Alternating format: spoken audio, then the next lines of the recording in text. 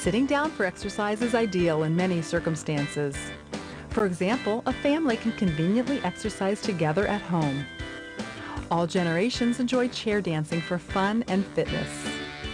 You can get together and chair dance as a group activity or exercise on your lunch hour at work. Chair dancing is also a good program for people with a physical or medical limitation and are more comfortable exercising while sitting down.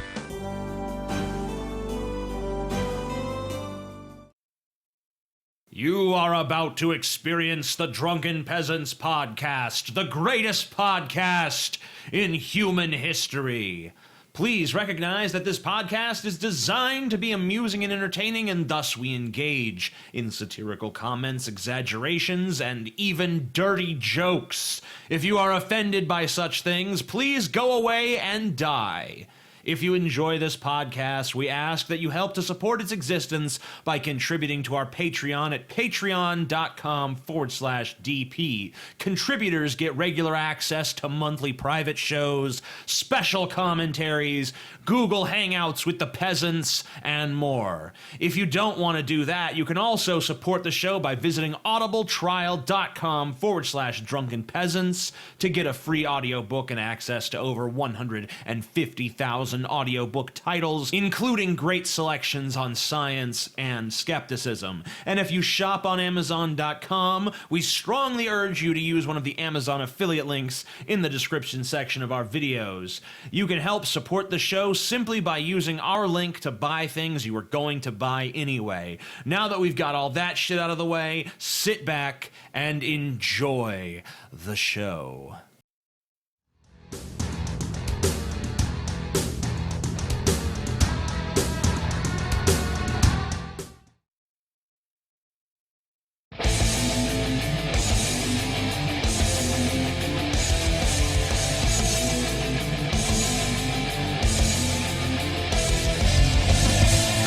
Live from the frigid armpit of America, this is the Drunken Peasants podcast with Ben and TJ, bringing you opinions of the news from an altered perspective. Fuck it! Hey man, you got a joint?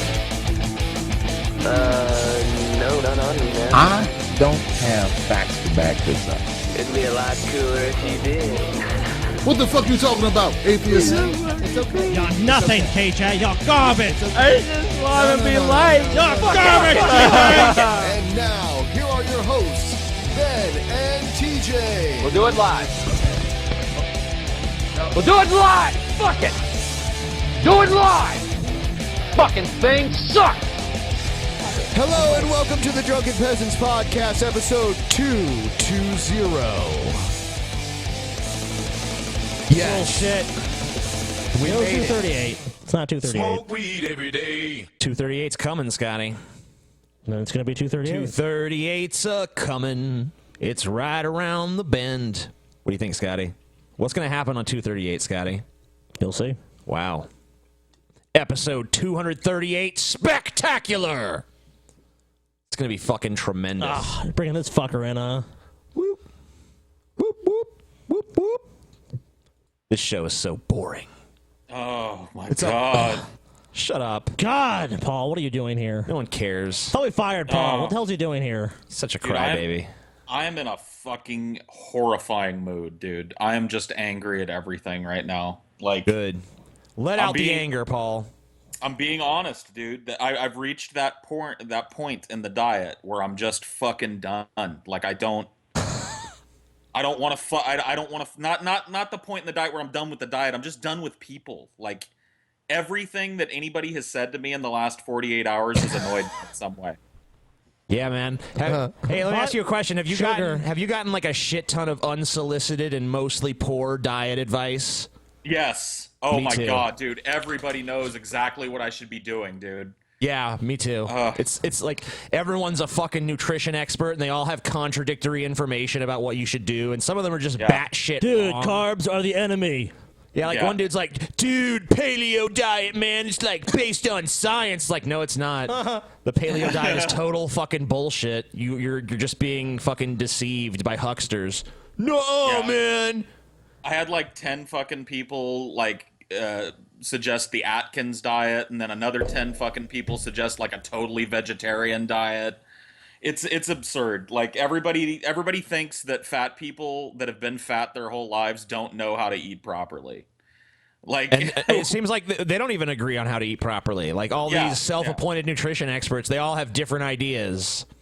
You know, all I know is I'm fucking sticking to calorie counting. It's that fucking simple. It doesn't matter. I'm not fucking moderating what I eat. I'll eat fucking sweets. I ate at fucking Waffle House last night. Just as long as I stay under my fucking calories, I'm good, and I'm losing the weight. Yeah, and I'm doing the same thing. I think I've cut calories a little steeper than you, but I think I can afford to do that being more overweight than you are. So, I don't know. We'll see, man. You're disgusting, Paul. You're disgusting. I'm doing basically the same thing you're doing, man. I'm just fucking kind of only counting. not as well. And I see. I told you the pressure get to you, Paul. I told you the pressure get to you. I Here will tell you am, this: perfectly fine, perfectly comfortable. Since we started this diet, I haven't eaten a fucking Oreo or eaten at a fucking Waffle House or anything out of my house. Oh shit! Everything I've eaten since I started this diet, I've cooked here myself. Paul's gonna win, TJ. That's why you're so angry. Paul's and gonna win, frustrated, TJ. Paul. No, TJ, I'm angry. I'm No, angry you know and why he's feeling frustrated. bad? You know why he's feeling bad? Sorry to interrupt you, Paul. Look, TJ, because Paul's actually depriving himself of sugar and all these bad things he's not supposed to eat, while you're just cheating your diet, TJ. I'm not cheating. You're cheating, dude. I think you're probably cheating. Have you on your diet. had a good, like, ally crap? Yeah, tons. Yeah. I've been fucking shitting like pure grease. You know what, TJ? You're gonna do all That's that, because and you're still gonna lose. Because that's what you're eating. Man, but it's all coming out. TJ's gonna lose. No, I'm not. Yeah, you are. Not all of it, but a lot of it. Like, I think they said 25% or something Yeah. like that. But it's good. It's been working. It's giving me the edge. it does give you an edge. Giving me the edge I need. Yeah, if you maybe you might win if you chop off a limb, TJ. Let's put it that way. Shut up, Scotty. Miserable cocksucker. I'm not miserable. I'm actually pretty happy. All right. Fair enough. Oh, yeah, I have to share screens with Paul. Yeah, see, I was going to ask about a minute and a half ago, but I was like, nope, not giving him an excuse to shit on me tonight. I'll just Should have sit here asked and us, listen. Paul. Paul's not on top of shit. He didn't even notice. Settings. Yes, it's 2 more down. That's it. Yeah. Yeah, I would like a screen share so I can see TJ's face and imagine what it's going to look like baby smooth and shaved in a couple of months. Better than yours does anyway. So even if I do lose, I think there's no white guilt. I think the winner should shave the loser's beard off too. You do, Scott. Oh yeah. Well, since you're gonna win, TJ, what's the problem? Yeah, I mean that seems fair because then they can taunt them too. Yeah. I don't know how we'd arrange that, but Yeah. if it could happen, it would be fucking amazing. No, I don't want to prolong it. I just want whoever loses has to shave. Oh, like, bullshit! You don't get to decide. They decide. If it's like before if one of us wins before the meetup Yeah, that's what I'm saying. Like, okay, But yeah, I don't it's know if impossible to arrange. I don't know if that's going to happen, but if it does, then yeah, that seems like a good idea. If not, then Well, Paul's already claimed it's going to happen like that. We'll see. So, by the way, as for the meetup thing, everybody, as you know, we're trying to do a Columbus meetup. We've had a hell of a fucking time finding a venue for this fucking meetup. It's just been ridiculous. A lot of these people, we talked to one venue and we thought we were going to have that locked down, but then they stop. They don't fucking return their calls. The woman who handles it is never in the office. The fucking ghost. It would have been a perfect venue too. Yeah. So we're working on some other shit. We got a few other fucking places that are in the running that hopefully we can secure one of them soon enough. Might be on a Thursday. So if you have a fucking job and shit, you might have to take some time off to come, unfortunately. So I know that'll probably cut into the amount of people that'll show up. We're trying to give everyone as much notice as possible. It's looking like we might not have a choice, but we'll try to fucking do it. We'll try to give you guys at least a month's notice before it happens. It's obviously not going to be mid-April anymore. It's probably going to be early May now. But we'll fucking make it happen. Is every venue in Columbus booked out every weekend till fucking summer? A bunch of them, like one venue that I thought looked promising, we contacted them and they're like, we don't have anything like that available till late August. I'm like, well, fuck Jesus you. Christ. But we found places that have availability. Like the place that I contacted before, they're like, yeah, we have these dates available. And I called them and yeah, we want this date. And then it's like they've never called me back. I've called several times.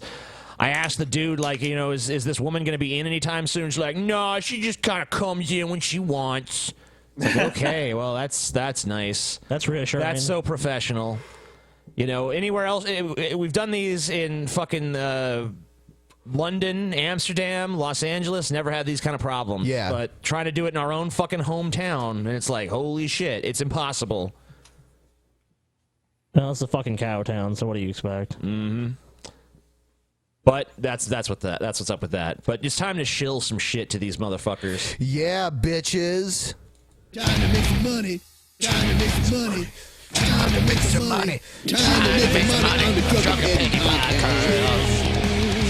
Fuck off. Fuck you, Scotty. Shut the fuck up. Scotty's a piece of shit. Bullshit. I really feel like Ben wins that exchange there in the money. In the money. Yeah, I feel like I should be $100 bill though. You know, It was made by some Benite. What do you expect? Benite. It was made by a Benite. The Benites are a scummy people. They cannot be trusted. Unlike the Scottians. The Scotty. Of course. Proud Scottians. Loyal and honest to a fault. And each True. and every one of them with a deviated septum. Hey, don't hate. Don't hate, TJ. Hey. Anyway, shut the fuck up. We're shilling shirts. Guys, The the Paul's sun never Ego sets shirt. a good Paul, fall. how does it feel to be the star of a runaway hit shirt? I'm telling you, dude, it's fucking amazing. It's a great shirt. I like, even if that wasn't my face on the shirt, I would want the shirt. That's why I was so excited about the shirt. 'Cause, You look like a I fucking think- Walking Dead character. or some 128 shit. sold. I'll tell you what. It looks good in black, but in white also very good. Yeah, see? Yep. That white You one can is see pretty the sick. DPP logo a little better in the white. Yeah, I also and here's saw a gray. picture of somebody that. Oh yeah, gray looks nice too. Actually, I might actually do the gray. It's like a middle Now that I ground look at it. between the black and the white, you know? Yeah, But yeah, that's the a one sick shirt. The one I think I'm gonna get because I'm willing to shell out a couple extra bucks for the color is the pink one. I saw that on a couple of different backgrounds too. The Yeah. purple. It's not. That's my favorite. That's so not quite as that's popular. that's the one I'm gonna get. That one sold 37. The other one sold like 140. Ah, they're or some garbage. shit. Yeah, you can I do make like it the purple. blue. Yeah, I thought it was blue, but I'm colorblind. So the purple one's pretty nice too. It's kind of jokery, you know. Yeah. That course, the same dino is artist, still here. that same artist, by the way, is working on a picture of me for a new shirt where my beard is going to be made entirely of bananas. Ah, that's great. That's awesome. Jurassic Park. Welcome to Jurassic Park. Dun, dun, dun, dun, It's also in red, bitches. Red. dun, dun, dun, dun, I think there's different ones. Oh, Yeah, yeah. there's like a few different cuts of it. You can even get it in fucking like a pink girly Jurassic Park shirt. Yeah, because that's like a girl style For shirt. Gymnastics, Gymass's legion of female fans. Yeah. All the dripping pussies following Jim Ass from town to town.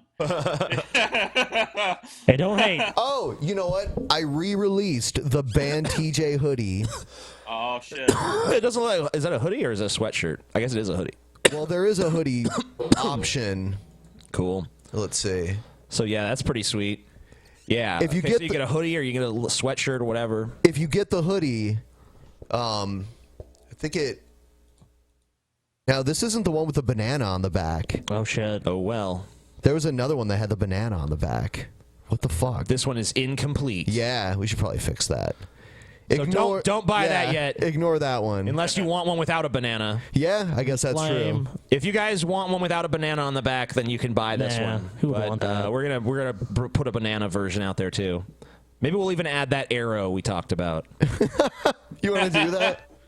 I think it'd be funnier, but I don't know. People might be like scared to walk around with it. Also, it's nearing the end of the month. You know what that means? Patreon. Oh yeah, Holy Patreon shit. push. Isn't the next private show your guys' drinking contest? Could potentially be more. Could you guys shaving each other's beards? Paul is competing. Paul has a competition going with each of the Kirk brothers. What if he beats us both, Scotty? Shit. Wow. Never thought about Can that. you imagine the dishonor that we brought to our family? About to commit seppuku or some shit. I know. It's The gonna be Parky fucking horrible. genes are stronger than the weak, simpering Kirk genes. Fuck that shit. You're just lucky you're fatter. If we were the same amount of fatness, I'd have already lost the 30 pounds by now. Already making excuses for losing, TJ. Already making excuses. I'm pretty sure. Now we know what TJ's line is going to be when he loses. Cena's knee is injured. So if he loses this match, Paul is just on a crash diet. He's crash dieting like crazy. I was thinking earlier that Paul's using the Cena argument because he's like, "You may be cheating, TJ, but I'm doing it the real way." Oh yeah, you know. So it's like, if Paul loses, it'll be like, "Well, at least I did it the right way, and you cheated." But if he wins, it's to his credit because then he can be like, "Well, see, I beat you even when you had the edge." John Cena, our hero. Of course, either of us is going to spin it like that, no matter what happens. Yeah, I don't think he has the edge, though. I've done what TJ's doing. I've taken the diet pills and the shit that says take it and eat kind of whatever you want. Go eat at a Waffle House. Have a few fucking Oreos. The only time I've ever lost any significant amount of weight in a decent amount of time has been me just cooking fucking lean protein and vegetables at home. And that's all I've been eating. It doesn't matter. The only thing that matters is the calorie count. Okay. I'll tell you what, though. Prove your claim. These diet pills Prove your fucking claim. I'll eat an Oreo right here and now and still beat Paul. All right, go ahead. Doesn't matter. Keep it up, dude. I have not eaten one of those Oreos. They've been sitting here for days. Yeah, all right, TJ. Man. Enjoy that Oreo, dude. I will. And I'm still going to win.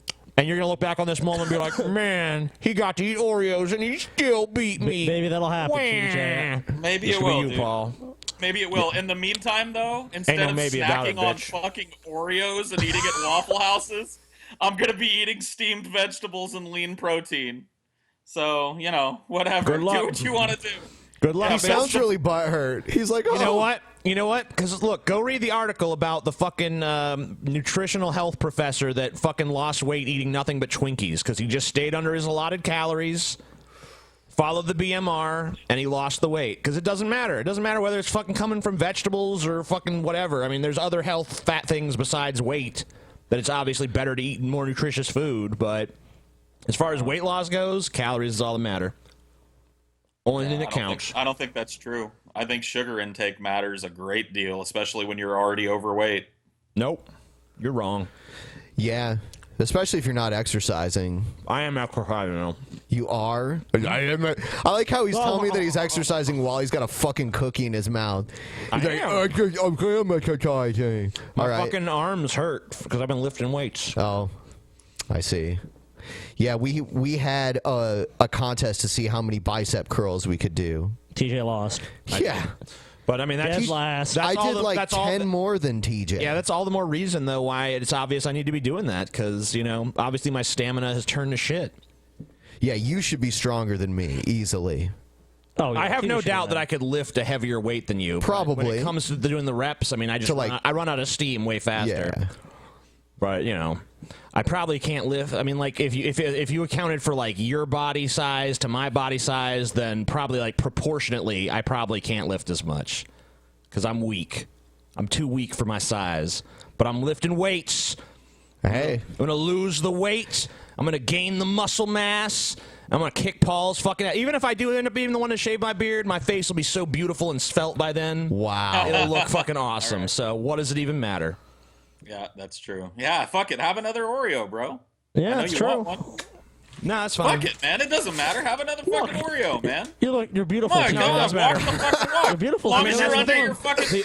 The only reason I can eat things like Oreos is because I fucking am able to moderate myself. I can eat one and walk away. You are not able to moderate yourself. Just have two, TJ. Just have two. I've shown tremendous self-discipline. TJ, I stayed basically with you for a month, and I'll tell you what, you were a paragon of self-moderation. Just let me tell you, like, if there's one thing I learned from TJ in the month that I spent in Columbus, it was fucking how to moderate myself. Are you kidding, dude? Hey, man, just because I... Good fuck, TJ. Just because I wasn't doing it then doesn't mean I don't have the capability of doing it. Dude, you are a fucking total enabler, TJ. You just have no willpower. What are you talking about? I admit, dude, TJ, the difference between you and me is I admit I have problems moderating myself, which is why I'm not on a fucking podcast eating Oreos in a weight loss challenge, dude. I have problems. I know that I've been monitoring. Oreos. I've been monitoring my weight. I keep losing weight, so I must be doing it right. Too. I mean, I don't know.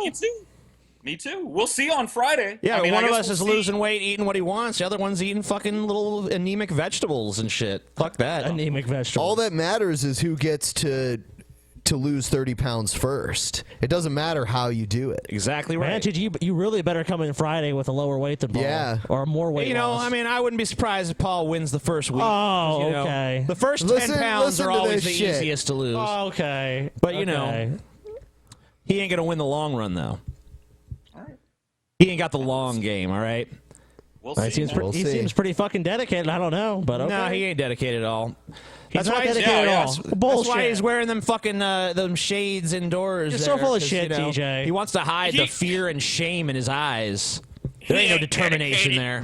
He ain't dedicated at all, said TJ through a mouthful of soggy Cheeto crumbs. Fuck you, bitch. He ain't dedicated at all. A mouthful of peanut butter Oreo. Boy, I had one. Okay, that's fucking. How many Thin Mints did you have today? I didn't have any Thin Mints today. Oh, okay. TJ, I think you're banking. I'm just gonna. You can critique my. You've critiqued my fucking choices in this. My biggest critique of your choices is I think you're relying way too heavily on the psychological fucking manipulation tactics. I think you really think that if you send me pizza, I'm gonna eat it. I think you really think if you send me a big plate of gooey fucking brownies every week, that I'm just gonna lose control. It ain't gonna happen, TJ. I'm telling you, whether I win or lose this, there will be no fuck-ups until I am 30 pounds lighter. Well, then there ain't no harm in me sending it there, is there? That's true. No, there isn't. Go ahead and send it on. It's but just I think free that food, you're you know? relying on that. I think, well, it's not, because well, I guess it is. I guess for Yoko. Yeah, Ashley will eat it. Yeah. Ashley will eat that shit. So, you know, whatever. You know, I'm sure you won't have any. I'm sure there won't even be one moment where you break down and eat any. You're right. I don't know why I'm trying to break the iron will of Paul. It's clearly impossible. We shall see. We'll see on Friday. We'll see. Prodding at an annoying Because, you know, chunk. if there's one thing you know about if there's one thing you know about a guy that weighs 322 pounds, it's that self-discipline is his forte. I'm gonna throw it out there. I think Paul's gonna have lost over 10 pounds, maybe 10 pounds. So I'll probably have lost 10 pounds. Check out the official weigh-in on the very next show. Also, check out the post show on SoundCloud. It'll be released shortly after this episode is completed on SoundCloud. Link in the description. Tonight we'll be talking about a sodomizer. A vicious and horrible sodomizer. Oh, yeah, Tommy. How you doing? We didn't say nothing about no Tommy. We said we were going to talk about a sodomizer. Oh, sodomizer. Okay. Troll or not a troll. Before we troll or not a troll, just in response to TJ's last statement, no, clearly the paragon of self-moderation is the dude who openly sends his brother to the fucking store for $40 to get fucking mashed potato buckets from Kroger, dude. Hey, it wasn't mashed, it was potato salad, dude. Whatever. Oh, okay. And it was $20. It wasn't $40. Everything gets fucking. I remember I threw that out there too. I'm like, $20 for one little item, and he's all like, done. And it's like, really? I never paid you for it anyway, so what's it matter? Oh, okay, shit. Pay me back right now, then, bitch. All right, fine. Yeah, pay up, motherfucker. Pay up, bitch. Pay up, bitch. Pay the man. Interest, I think, because it's late. Yeah. True. What's the rate on a fucking loan that's overdue there, Scotty? I'd say 10% above the board. $5, $25 you had to just pay me for. There it is. For potato salad, TJ. This is for TJ's for a little thing of potatoes. Oh, it was big, wasn't it? It was pretty big. It was a big thing of potato salad. Willpower, TJ. Dude. Thanks, TJ. From a store that's 5 minutes away. Hey, I don't give a shit. Oh shit. Oh. I'll pay. I like how you brag too, like, I didn't even pay you. It's like, okay, pay me now, bitch. All right. Oh, that's what you were talking about, wasn't it? You motherfucking piece of shit. Ow. Fuck you. You fucking piece of shit. You fucking motherfucking piece of fucking shit. Fucking goddamn scammer. Ah! Shit, man. What the fuck? Give my fucking money, TJ. I did. What are you talking about paying your fucking money? I just gave it to you, you stupid fuck. Because he was taunting me the other day. It's like, I didn't pay you back for everything. I was like, what? What'd I forget? You know, Paul, I even told him, I said, I'll forgive the debt as long as you can prove that you truly did not, I forgot about it. He's like, no. Motherfucking piece of shit, TJ.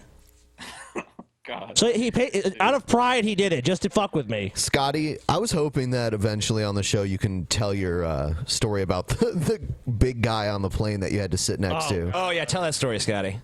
Well, I'll tell it. Now, fuck troll or not a troll. Tell it now. All right, fine. We'll do troll or not a troll. I didn't even play the theme to troll or not a troll yet, so well, let's go ahead and play it. Okay. Scotty doesn't want to tell the story. You know where I'll tell it? On the post show. Well, no, we're doing Tommy on the post. Well, we can lead in with that. All right, fine. All right.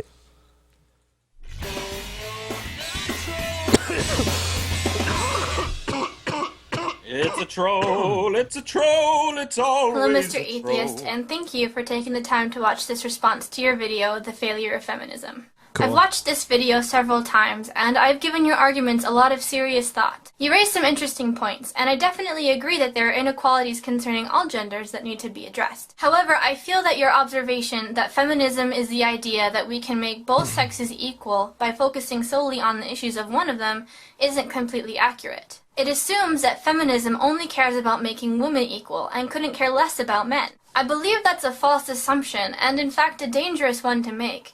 It pits women against men in a battle that will only further widen the gender gap. Okay. Yes, feminism is a movement focused on women. This is because women... I don't see the trolliness. Not a troll so far. Yeah, I mean, so far I'm not seeing it. This was sent to me as troll or not a troll, but I have another one on deck just in case. Okay, well, women are the I'm ones waiting for her at a to say something disadvantage. absolutely We don't have fucking the same absurd. privileges or rights as men.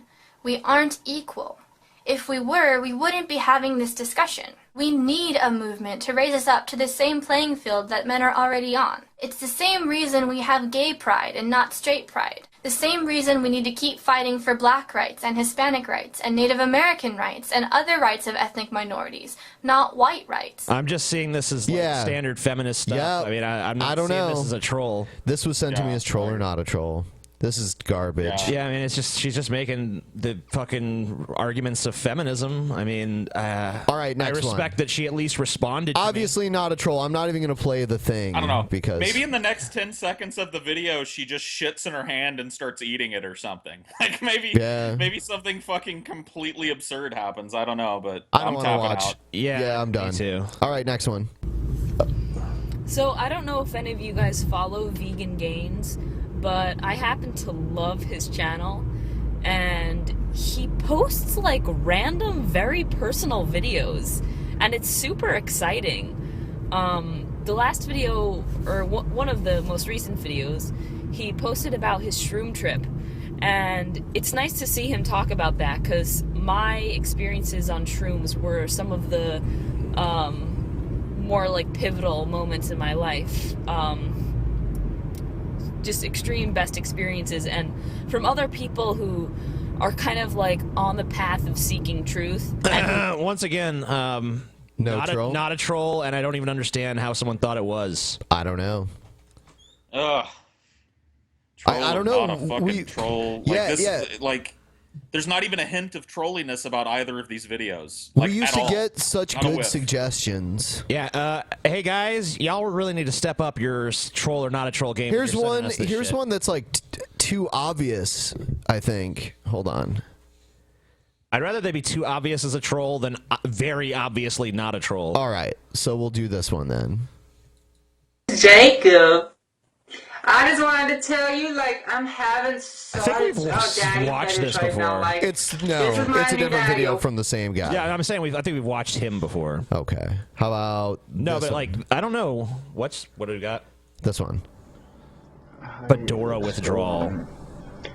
I'm sick, and I think that it might be because I don't have my fedora. Troll. Yeah. See? Troll or not a troll is becoming increasingly more difficult. Maybe it's time for troll or not a troll to go away for a little while. Yeah, until someone sends us better stuff. Yeah. So this is a disappointing edition of Troll or Not Yeah, Troll. probably the worst one ever.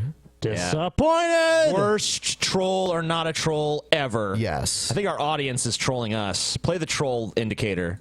You guys are the trolls. What a twist! Shit. Okay. So, Scotty, you're going to save that story for the post show? Yeah. Okay. In the post. Tell a fucking story. No. Come on. No. Fuck.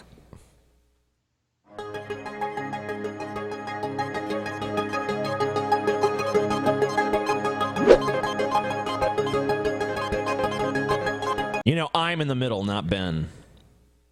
That's not accurate. No. Okay. What? Say, look.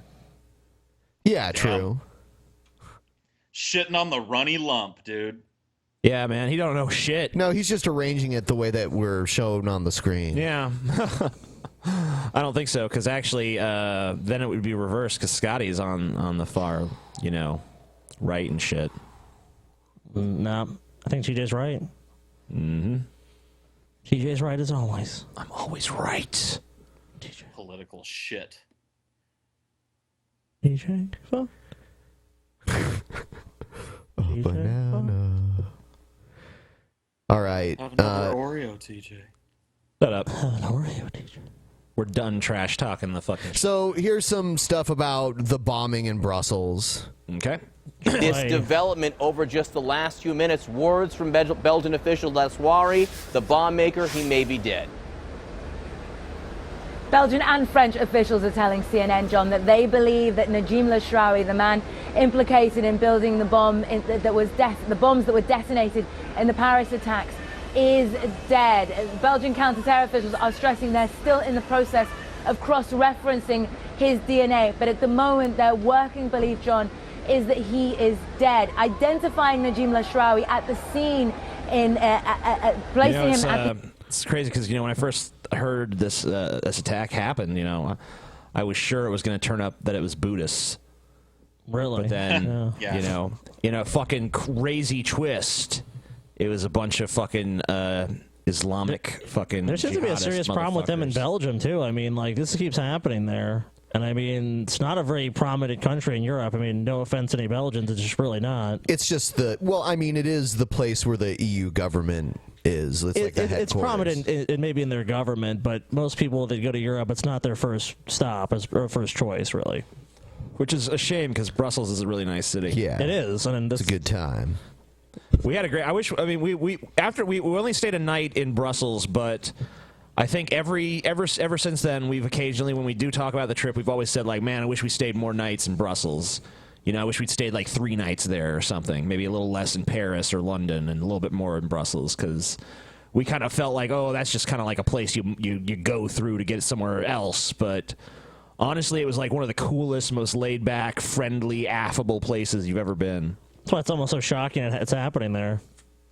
That's how I felt initially. I'm like, man, such a cool place. Can't believe that these assholes want to fuck it up. Well, they're assholes, so what do you expect? Fucking. The shit keeps happening, and there's really not a lot to say about it, other than, to me, what's the fucking solution? Okay, so I'm willing to state that there's clearly a problem when Islamic radicals are performing attacks like this basically on a bi-monthly basis all around the world. There's a problem. So what's the solution to the problem? Well, if we include all around the world, I mean, almost daily. If that's scope, but in Europe, you're right. It's almost every 2 or 3 months now. It's like a new bombing, new shooting, new something. The airport bombing scene is key because it closes that loop on bringing together the overlapping between the network that carried out the Paris attack and carried out this attack. Just to recap a little bit for our viewers, how important, how dangerous this man was believed to be. His DNA but to your was point, found. Everyone I've talked to about this, you say, well, what do you think the solution is? No one's been able to give me a cogent response. The more I think about it, I don't really have a cogent response. I don't think anyone has an idea what to do about this problem. The only answers I've heard have been really overly simplistic shit. Or they're overly complex shit. The liberals, they want to act like there is no problem, or even if they will acknowledge it, they just well, we just got to go fucking fix the Middle East. bring stability to the whole region. It's like, that's not going to happen. That's a pipe dream. We already spent $1 trillion in Iraq. And then there's the people who are like, we just got to ban all Muslims. And I'm like, maybe that is a more pragmatic solution, but that doesn't really, that feels like we're just compromising the very values we're supposed to fucking be standing up for and protecting. Also, it would be impossible. They couldn't just ban Muslims, because there would be like, how do you know if someone's a Muslim? Right. I think people would be racially profiled at that point. That's it's just like no people of this racial background. It's like, okay, so we're gonna like make racism an official state policy. I think you'd have a system probably similar to what Israel has. You just basically say, yep, it's open, and we're just gonna openly discriminate. That's it. Yeah, I don't believe in that. I think that's worse than dealing with terrorism. Here you go. On the suicide bounty, I don't think you fight fire with fire, and like, I don't think you subvert everything that you're about. Like, neither of those options is feasible, which is why this is always such a confusing thing for me to talk about, because I recognize that there's a problem, but I literally don't have a fucking clue what to recommend. Yeah, I mean, like, I have no solutions either. That's why it's such a fucking scary issue to so many people, because it's not like there really is a clear solution, and anyone who tells themselves that there is just like deceiving themselves. It's an extremely nuanced and complex issue. You can't just simply say, "Oh, we'll just do this." You know, it's not like Donald Trump. Let's build a wall. That's going to solve the Mexican problem. You know, it's ludicrous. But we don't even have some sort of idea like that. Most of the ideas I've heard are just ban Muslims. That's what I've heard is going to solve the problem. I mean, I typically can, like, theorize an idea, you know, like, come up with some kind of, like, well, maybe theoretically this could work, but I can't even do that with this. Like, I just feel a numbness when this shit happens now, because I can't critically think about it, because I don't see a solution to it. Yeah. Detonated in the Stade de France. Back in January, Belgian counter-terror officials told us that they intercepted phone calls between him and Abaoud, the Paris attack ringleader, in which he appeared to be giving the instructions. They believed him to be a key conspirator. He studied electromechanical engineering at university, and that knowledge has so far been of great value to ISIS. But now, I mean, so you can't even say like, "Oh, this is a dumbass" or something, you know? Yeah.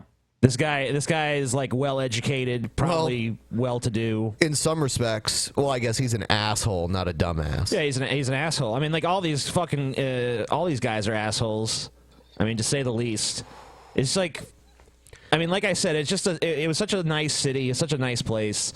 It's just a shame to see this kind of shit happening. I mean, the day we went, it was like. We didn't know this at the time, but you know, the day we were passing through to go, we were making our way from London to Paris, I guess, right? No, or to Amsterdam. We were making our way from London to Amsterdam, and that was like our little stopover along the way.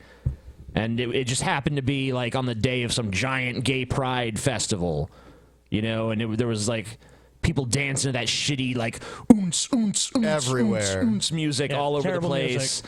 And there was all the fucking good Belgian beer, and there was Belgian waffles, which are nothing like what Americans call Belgian waffles, and there was fries with mayonnaise, which I thought would be disgusting. Mannequin piss. I actually learned I liked it. Mannequin piss. I love that thing. I mean, you know, it's just such a nice place, and these fucking assholes want to go blow people up and kill people. Just yeah. They were out drinking until like 4:30 in the morning. Yeah, well, we were. Well, I mean, like, that's when I finally heard things quieting down there.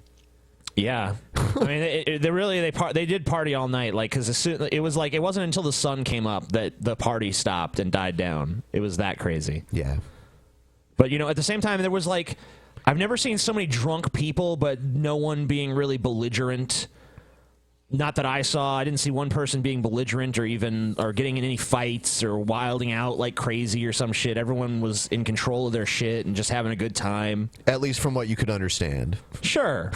But, you know, you can read people's body language even if you don't speak the same language as them. You know, no one was wilding out. I mean, I'm sure maybe it happened somewhere, but not that we saw. I'll tell you what, if you go to, like, the French Quarter on a day when everyone's getting drunk, like, you're going to see a fight.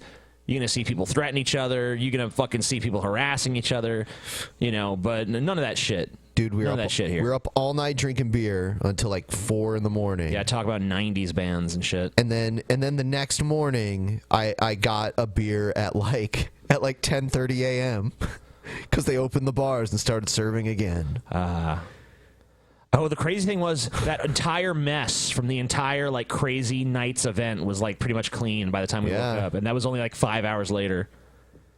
Crazy. Anyway. Yeah, but Brussels is a cool city. Fuck yeah.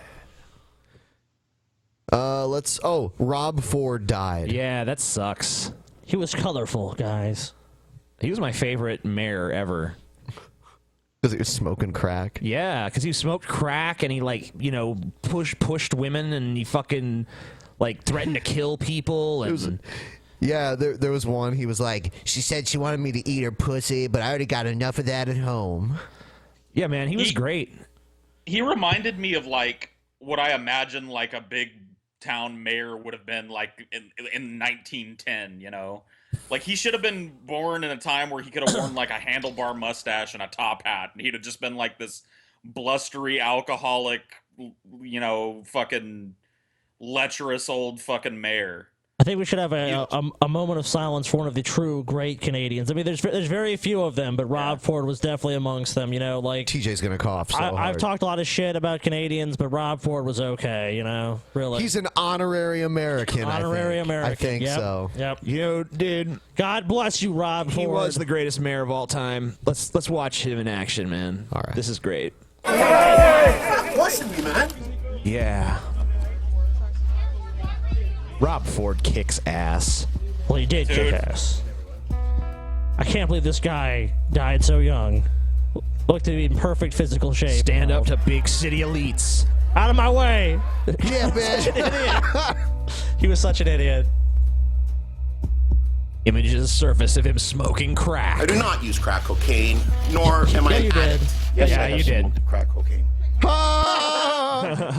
He's great. God. I did not. Yes, I did. Bring him back. He's dead. I know. Why Bring is he him dead? back. Why is he dead? Why do the good always die? Toronto, you actually had something cool going for yourself for once. Instead of just being a lame SJW haven, you had this guy as your mayor. Come on. You know? Yeah. Yeah, man.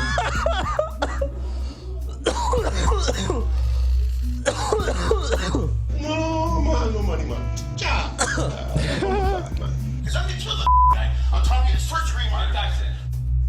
Mike Tyson. Mike Tyson? What? Aw. Too bad. Look, the Canadian healthcare system failed him.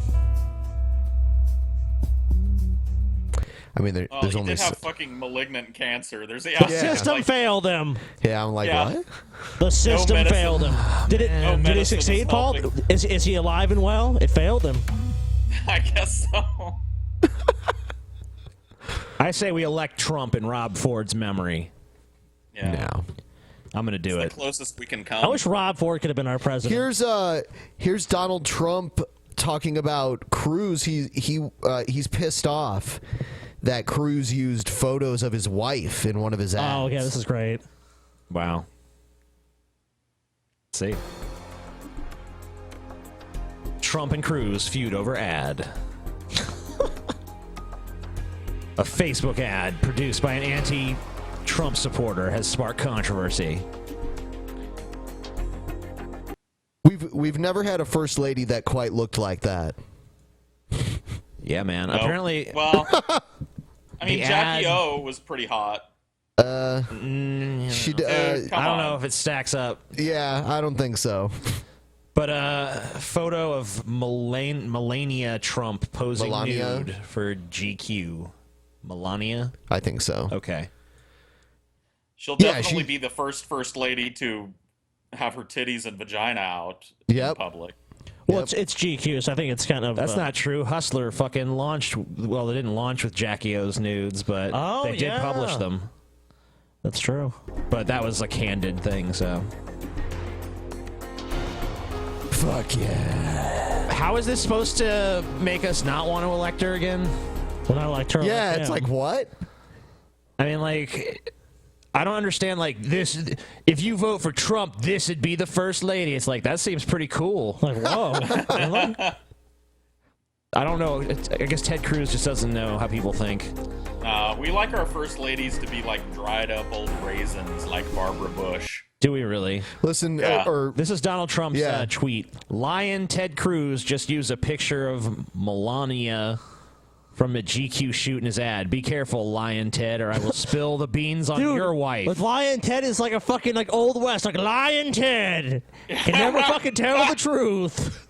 He knows the power of the repetitive like naming phrase. Like they always do that, like Slick Willie, Slick old Willie Clinton.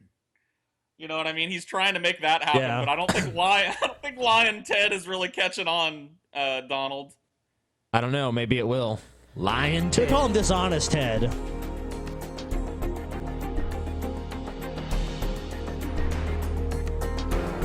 Oh, Donald. This music is so dramatic. Donald's a coward.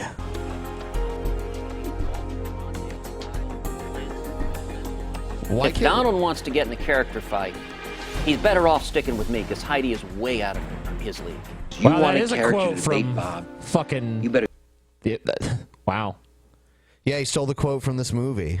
Wow. Stick with me because Sidney Ellen Wade is way out of your league. Cruz's wife, Heidi, also responded. You know by now, most of the things, many of the things that others say are not based in reality. Yeah. Who cares? Oh, Scotty, you'll love this one. This is the Prime Minister of Canada talking about why he's a feminist. Sweet. He's a feminist, Scotty. How did they go from Rob Ford to this shit? Well, Rob Ford was the mayor. You mean Stephen Harper.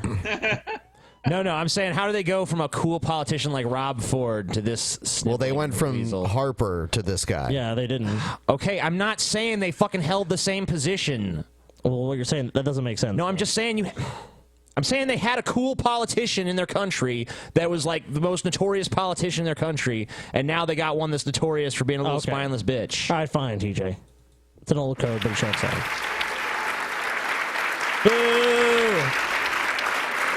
What's with all these fucking text videos? This isn't just Apparently, are quite comfortable with describing yourself as a feminist. Tell us about that. A feminist? Well, first of all, I'm going to keep saying loud and clearly that I am a feminist until... Hear me roar. Until it is met with a shrug.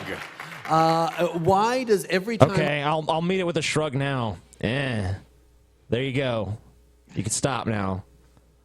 I say I'm a feminist, the Twitterverse explodes and news medias pick it up. It shouldn't be something that creates a reaction. It simply is saying, I believe in the equality of men and women, and I believe that we still have an awful lot of work to do to get there. In what areas of Canadian life does that need to happen? I mean, I don't live in that country, but like it seems to me from the times I've been there that that's not the case. It doesn't really seem like women are just obviously you didn't visit any of Canada's many slave harems. I must not have. That little less than 30-second explanation that he gave ignores 98% of modern feminist ideology. He's like, it's just about equality, you know what I mean? Like, no, you can't ignore it anymore. Like, look at what modern feminism is churning out, and then sell that to the audience. Yeah, I don't think they would buy it as quickly. We need to control what's on TV. I'm not gonna clap for that. Green. So the fact that it still garners a response, positive response, means that okay. So there's a positive response. So who cares? Like you said, you even said so. It was a positive response. It wasn't like people were saying, like, I can't believe he's a feminist. They were saying, oh, it's wonderful he's a feminist. So what is this about? This is just, a pat on the back? Just pandering bullshit. Have to be using that word, and if I can encourage people to use that word more and more often, to say that they're feminists, to say they're raising their children, their daughters obviously to be feminists, but also their sons to be feminists, which is something my extraordinary wife Sophie has drilled into me, that it's not just about empowering my daughter, it's about making sure my sons work as well to empower, their sister, however annoying they are to each other as kids. But that mindset of how we shift perceptions and engagement is something that, yes, we do still have to keep working on, and I'm proud to be able to keep. So equality in your mind is when every woman fights for women's rights all the time, and every man also works around the clock to empower women. Exactly. Like, doesn't that really seem like you're fighting for an unfair advantage for women at that point, when all men have to dedicate themselves to feminism as well? Like, we got to make sure women are empowered all the time. It's like, who's going around making sure I'm empowered all the time? I have to do that for myself. Well, you already have power, TJ. You don't need me. Oh, yeah, because all of society already panders to you, cis white male. But I keep pushing that. Push it. Let your wife keep drilling things into you. Yeah. Your wife is drilling the fuck out of you. He's the politician Steve Shives, dude. We got a few Glenn Beck clips. Here's the first one. Here he says Obama's a communist puppet. He's talking about Obama visiting Cuba. Okay. What a twit. Did you see where Fidel Castro, or Raul Castro, held the president's arms up? Yeah. Yes. I don't know what was going on there. That was using him as a puppet. I must have watched it. So weird. That's a good explanation. Yeah, I watched that thing, I bet you 20 times, and I still just can't controlled figure out Obama's every exactly movement. what happened. The emasculation of the president.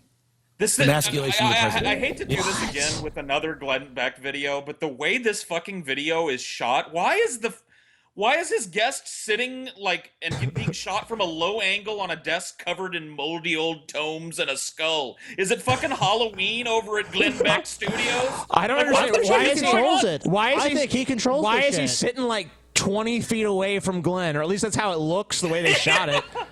It looks like they're fucking talking to each other from across the fucking room. You know what it is? I bet you this whole thing is entirely controlled by Glenn Beck, and whatever he wants, however he wants it done, is how they do it, even if it makes no sense to anyone else, including the audience. Ugh. But, yeah, fucking It weird. was showing I have control of that. There is nothing. Look, stand up, Jeffy. There is nothing. If I am He's trying your to fucking intimidate puppet. somebody, Stand up. right? Stand up, If Jeffy. you're trying, hang on. If you're trying to intimidate somebody, what do you do? Hang on, Jeffy. Hang You on. walk right. He's his fucking puppet. He's just Glenn Beck's bitch. Now, hang on. This guy looks like the Uhuru ally white guy, dude. So I have a question. Where was Glenn Beck fucking when George Bush was holding hands with fucking the Saudi princes and shit? That's fine, dude. Yeah, I mean, George Bush was going to China and hanging out with big shots in China, too, aren't they? Yeah, I mean, like, a communist regime? The president fucking goes around other countries and meets with their leaders and shows them fucking respect. That's part of his fucking job, you retard. And I think most people agree that, the poor diplomatic relations that we've had with Cuba have passed, and now it's time to get along, especially since they're a country that's so close to ours, and we have so many Cubans that live in the United States. 90 miles away. Once again, it's just look at this shot. Like, it's dark. Like, I don't even know much about making YouTube videos and shit look good, but it's not lit. Look at him. Like, it looks like it was shot with a handheld camcorder in somebody's fucking dark living room. Like, what is he going for with this fucking aesthetic? What about some kind of weird secret passage behind him too? What about that? What about that fucking vest? Yeah, dude. Yeah, dude. He's just prior to the show, he's like, "Oh, all right, guys, we're gonna put Jeffy at the spooky table. I'm gonna go get my hunting vest. Let's do this." You're like, what the fuck is going on? I'm gonna go fishing after the show. Into their space, their Fly personal fishing. space, right? And that intimidates, and that shows I'm aggressive. Remember, what's his name that lost? No, you're not intimidating at all. Oh, shit. Like, literally not at all. Glenn gets up in your face. Whoa, Glenn, come on, man. Yeah. Come on, dude. I was just kidding. I mean, like, put him on the list of people who I'm the least afraid of. I mean, like, he's got to be... Okay, Ben, so you're saying if Glenn Beck walked up to you right now and like, go time, Ben, you wouldn't just cower in fear? No. I mean, not unless he had a gun or something. Which he may. He is a Republican. Yeah, yeah. I would say, like, you know, UFC fighter Glenn Beck. I mean, seriously, guys, he would knock the fucking shit out of you in no time. Okay. To Lazio that lost to Hillary Clinton because he took 2 steps towards her. Oh, right. Okay? You step into that space. If I want to show not only can I intimidate, but I control somebody, I then grab their hand and I just hold it He's your fucking puppet. Look at that. Yeah, like you're doing to poor Jeffy there, Jeffy man. is your fucking puppet, Glenn. Leave Jeffy alone. Poor Jeffy. Look at him. Hashtag free Jeffy. Jeffy is like the Paul's ego of Glenn Beck's show. Uhuru, Jeffy. Uhuru. Can I get an uhuru? Look at that limp-wristed piece of shit. Dude. Jeffy is like Glenn Beck's lover. Dude, we've already proven Glenn Beck is gay, and that limp wrist proves that this fat fuck is gay. They must be gay together. Jeffy, get some self-respect. Come on. And it's not like Jeffy is there because of his merits or anything, you know? If I'm not a friend of Look yours, at Jeffy's face. If you're a friend, you can do that. If you just met, He's Glenn's you don't fucking grab puppet. somebody's arm and just kind of hold it up and play little That guy's games your with slave. it. He's showing. Jeffy is your fucking slave. What was he actually doing yesterday? What was he doing? Oh, now the vest is buttoned up. You know it's serious now. Yeah. Right. That Castro in his space, reaching over and grabbing his arm, showing I have control of this guy. We are one with another. His mask came One off. world order. He's a Marxist. He believes in communism. As Ron Brown said, we all... Obama is a Marxist. That's why he that's why he let all the Wall Street fat cats off the hook for the crash. That's why he's been extremely friendly to big business. You know, it's all because he's a fucking Marxist. They've been saying it for years. I mean, come on. Obama is a crony capitalist, just like every other president we've had since fucking time immemorial. Plus, he's on his way out. It's like, why even go into this? Yeah, it's just like, you know, you could stop lying now. He's already going. He's going away. Yeah, he'll be gone in less than a year. You know, you need to start scaling back your Obama lies and start ramping up your Hillary lies. Well, that'll be easy for them. This shit'll No, never go away. because they won't attack Hillary for the shit that's actually wrong with her. They'll make up bullshit. Oh, they'll This make up shit won't be scandals. going away for at least 2 or 3 fucking election cycles. Like, Obama's gonna be their main fucking point of attack for at least, 8 years. You think so? You think still? I mean, even... Look how long they trotted out Clinton. That's How true. long was Slick Willie Clinton the bane of every Democrat? You know what I mean? Like, they still bring up Oh, yeah, Clinton. they still trash him, yeah. You guys see that awesome video of Ronald Reagan and George W. Bush Sr.? George H.W. Bush, Yeah. I should say. Talking about immigration issue, and they're, you know, Ronald Reagan's like, we need to have more open borders, and, you know, and George H.W. Bush. Compassion. Like, yeah, we need a compassionate approach and all this. You know, this is when they're in a debate against each other. That's what a Republican debate looked like back in the fucking 80s. Well, Reagan did do an amnesty. Yeah, he did. But all these Republicans that all we thought of as Reagan-esque are like, yeah, build a fucking wall. Oh, you know what they say to that? It was a different time. It was different It times. was different. Reagan was right, but it was a different time. Reagan was right then, but now he's wrong. Yeah, no, they say if he saw the situation today, he would agree with them. That's Of what they course always say. he would. Of course he would. He's dead, so of course they can say that. Yeah, he's like Jesus. This dead guy would have Republican agreed with me Jesus. if he were still Okay, alive. remember also, this is the party of Lincoln. They love the trial. We're the party of Lincoln.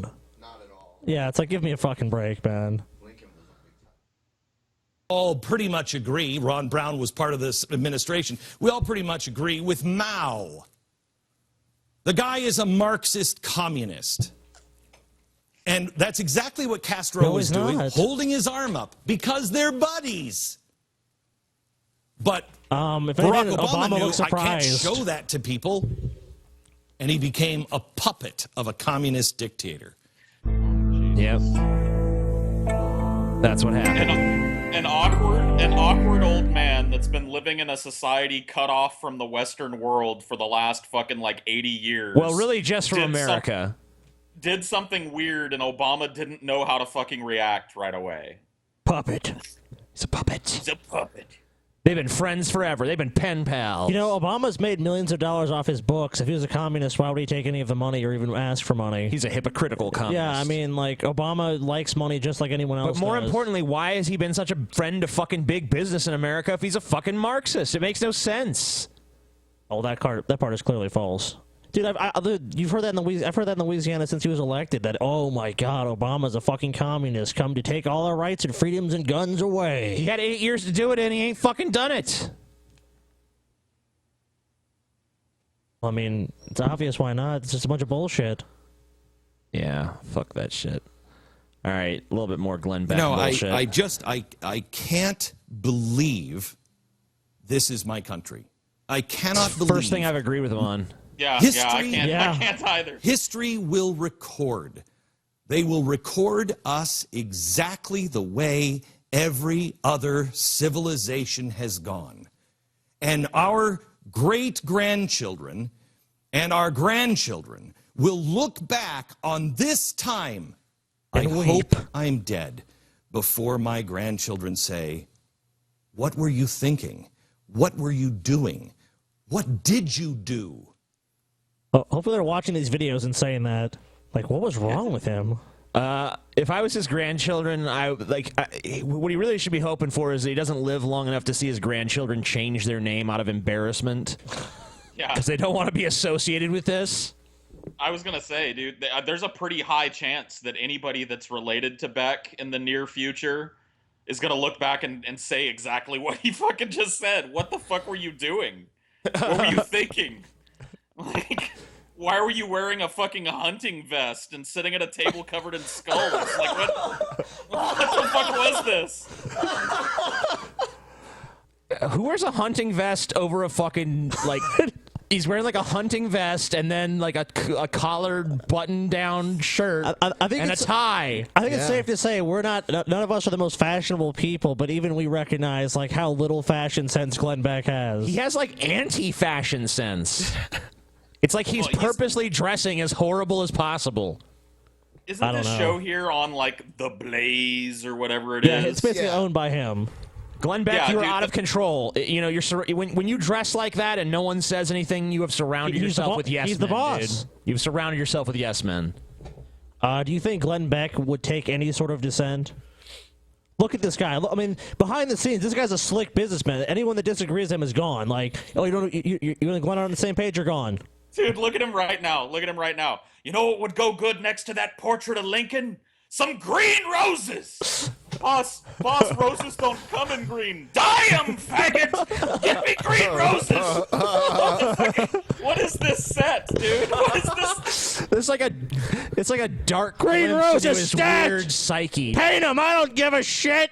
He's got a fucking American Eagle, a portrait of Lincoln, some green roses, a weird desk with some dusty tomes and a skull, a fat fucking malleable love slave that he just keeps in his fucking... Jeffrey! Malleable love slave. Jeffrey, agree with me now! Oh, we love you, Glenn. Glenn's right. I love him, Glenn. I don't want to have to answer for everybody else. Do you think that guy literally washes Glenn's balls for him? Us from history. Like literal ball washing. Like Glenn pulls him aside like, you're going to wash my nuts or you're fired.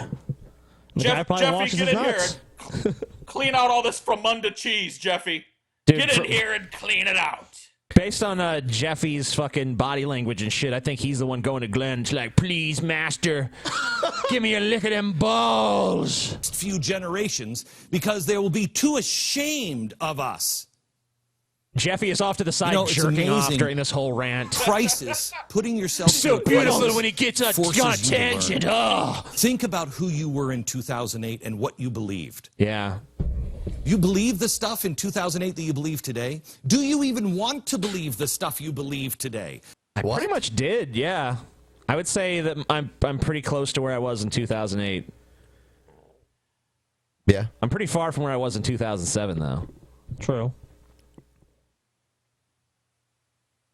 But you know it's true. Oh. I know How it's much true. history have you learned in the last 8 years? How many things do you look back and say, man, we were stupid? How did I fall for that? How did I not see that coming? How much of the things that you think politically did you learn in the last 8 years? You know why you did? You know why you did? Because a lot of people lost their jobs. Because there was a Marxist who was literally used as a communist dictator's puppet yesterday. He was literally used as his puppet. Yes. Dude, Raul Castro, So Obama caused the crash and recession and everything? Yeah, strings to Obama's hand. Obama's like, stood above him. Okay. Wiggling the planks. I'm gonna dance for this communist dictator. Yeah. I've got no strings to hold me down. More than fucking Jeff Goldblum, dude. Yeah. I got some strings. Ben's is the best. Oh, yeah. When Castro takes our president's arms and holds them up like a literal puppet, that is why you started to learn things. Yeah. Our children and our grandchildren. Wow. That's what the real knowledge is. It's not actually fucking reading the laws that are passed or studying where the fucking income is going or looking at any sort of facts or data or anything like that. Where you really get the true information is, man, Raul Castro or whatever the fuck his name is just lifted Obama's arm up. Obama is literally his puppet. Well, the conservatives pretty much rely totally on people being uninformed, uneducated, and just like totally in the dark and willing just to listen to them. I mean, if you're within this kind of Glenn Beck-esque system where it's like you just listen to these conservative mouthpieces, you're going to believe all this shit because that's the main source of information you're receiving. You go, oh, I trust Glenn Beck, so it's true. Yeah, well, the whole reason why is because, if you go to these people and you're like, okay, let me explain how the entire system is stacked against you. It'll take 10 or 15 minutes. Okay, well, I don't have that kind of time. And then Obama's a puppet! Then Glenn Beck shows up, go, Obama's a fucking puppet, look! Ooh! And then they're like, oh, I understand that quickly and easily. That must be the truth. Are going to learn about the Constitution. They are going to learn about what freedom really is because they will have lost it. Mm-hmm. And when they learn what life was really like in America and we threw it away, God help us all. God help us all. Okay, I mean, let me just be honest here for a second. I lived through the Bush fucking presidency and I lived through the Obama presidency. And you know what? If I was just one of these people who was like blithely unaware of politics, I wouldn't even have noticed the fucking difference. I mean, as far as my life was concerned, I couldn't even tell. So, take that as you will. But just when you turn your mind off to this shit, it's pretty damn impossible to even notice its effects. I don't really see a significant difference between where we are now and where we were in 2007. It doesn't feel like we're getting any closer to socialism like you claim. Yeah, I mean, like, what really happened under Obama's presidency? He passed a fucking insurance mandate, which is not even close to fucking socialism. Private insurance mandate. It's a handout to fucking private insurance companies. It did expand Medicare and Medicaid to a lot of people. Okay, fine. So that's a little socialism. But I mean, other than that, what happened? I mean, I guess the gay rights thing happened. That was the Supreme Court, though. Yeah, that wasn't even Obama. So, I mean, I don't know. Obama supported it, though. Sure. Yeah. Once it was popular. He didn't at first. Yeah, when it wasn't polling as well, then it was a different story. Oh, well, civil unions. Remember that stupid shit? Civil unions. Just as good as marriage, we just got to call it something different because we want the word. Yeah, well, it's just like how an actual workable socialized medical system almost happened, but then we renamed it to an insurance mandate. You know what? Instead of like reforming this broken system, let's just force poor people to purchase insurance from the same fucking insurance companies that are running the fucking whole thing into the ground. Sounds awesome. What a rebranding. It is awesome. Yeah. Yeah, like I think Bush would have been applauded if he'd have passed Obamacare. Oh my God, yes. I mean, the Obamacare, people forget that the genesis of Obamacare was the Heritage Foundation. This was initially when Hillary Clinton was pushing for universal health care as the first lady in the 90s. Right. The Heritage Foundation put out the Republican counter-proposal to what was going to happen, and it was essentially Obamacare. Right, and Mitt Romney used a similar model for the state-sponsored insurance in Massachusetts. It's when he was beyond governor. It's beyond similar. It's practically identical. Yeah. So one of the biggest boogeymans that people like Glenn Beck get to invoke for the next 20 years, Obamacare, is basically a conservative fucking idea. Yes. And it passed a conservative Supreme Court twice. All right. This is fucking hilarious. And I think we can play it because it was just a live band doing a cover version of Stand By Me. And it's Donald Trump and Ben Carson dancing. Oh my God, no. Come on. It's so bad. It's so cringy. Holy shit. So I have a song to sing real quick for you directly. No, please and Dr. don't. Carson, would you mind coming up here as well? No, Please? I would love you to come up don't here. do this. Please don't do this. Mr. Trump said we had to unify the party. Let's do it. All Please right? don't do this. Come on, Dr. Carson. No. Hit it, Joe. Don't do this. How bad is this? Oh my God. Please, So this is God. a song from 1961. You'll all I'm know. sorry, dude. I'm I'm having taking a little liberty with flashbacks the because this is how my kiss with Pimp Monk started. Like, are they gonna? All right. Are they gonna make Here we out? go. And you'll know it when we get in. Yeah. When the night. Look at them Oh, dance. God. Look at them. Oh, God. The No. land is dark and the moon. Trump is just like, please stop. Why do I have to do this? They end up doing like this awkward. Oh my God, it's so cringe. Look at so look cringe. At, Please. Oh, turn down the music a little bit. You can't look at. God, damn. Why is it so cringy? Why is this even? Oh my God, dude, this is cringy as fuck. Watch him go some more. My entire Look at- body is filled with tension right now. Is that look at? Oh my God, no, don't do it. Oh shit. You know what Shit. it is? You know what it is Holy for me? shit. Like, looking at this, the cringe, the thing that's making me cringe is looking at mostly Donald Trump, but Ben Carson too, and looking at how hard they're trying to modulate their response to this. Like, Trump has got this vacant fucking smile on his face. You know he's thinking like, this is gonna fucking come back to haunt me. Jesus Christ, this is awful. But he's trying to look like he's into it because he has to put the good face. That's the worst. Like, the modulation of the face. Dude, I know. That's what I'm thinking. Because, you just know, like, neither of these guys looks like they know what to do. But Ben Carson's just kind of sitting there and just like, okay, how long is this song again? And Trump's just like, all right, I like this. This is fun. Oh, my God. I feel so bad for Trump right now. Oh, my God, please, no. Look at. I sped it up. There we go. Oh, please. Trump's just like, please let me leave. He looks like he just has to pee really bad.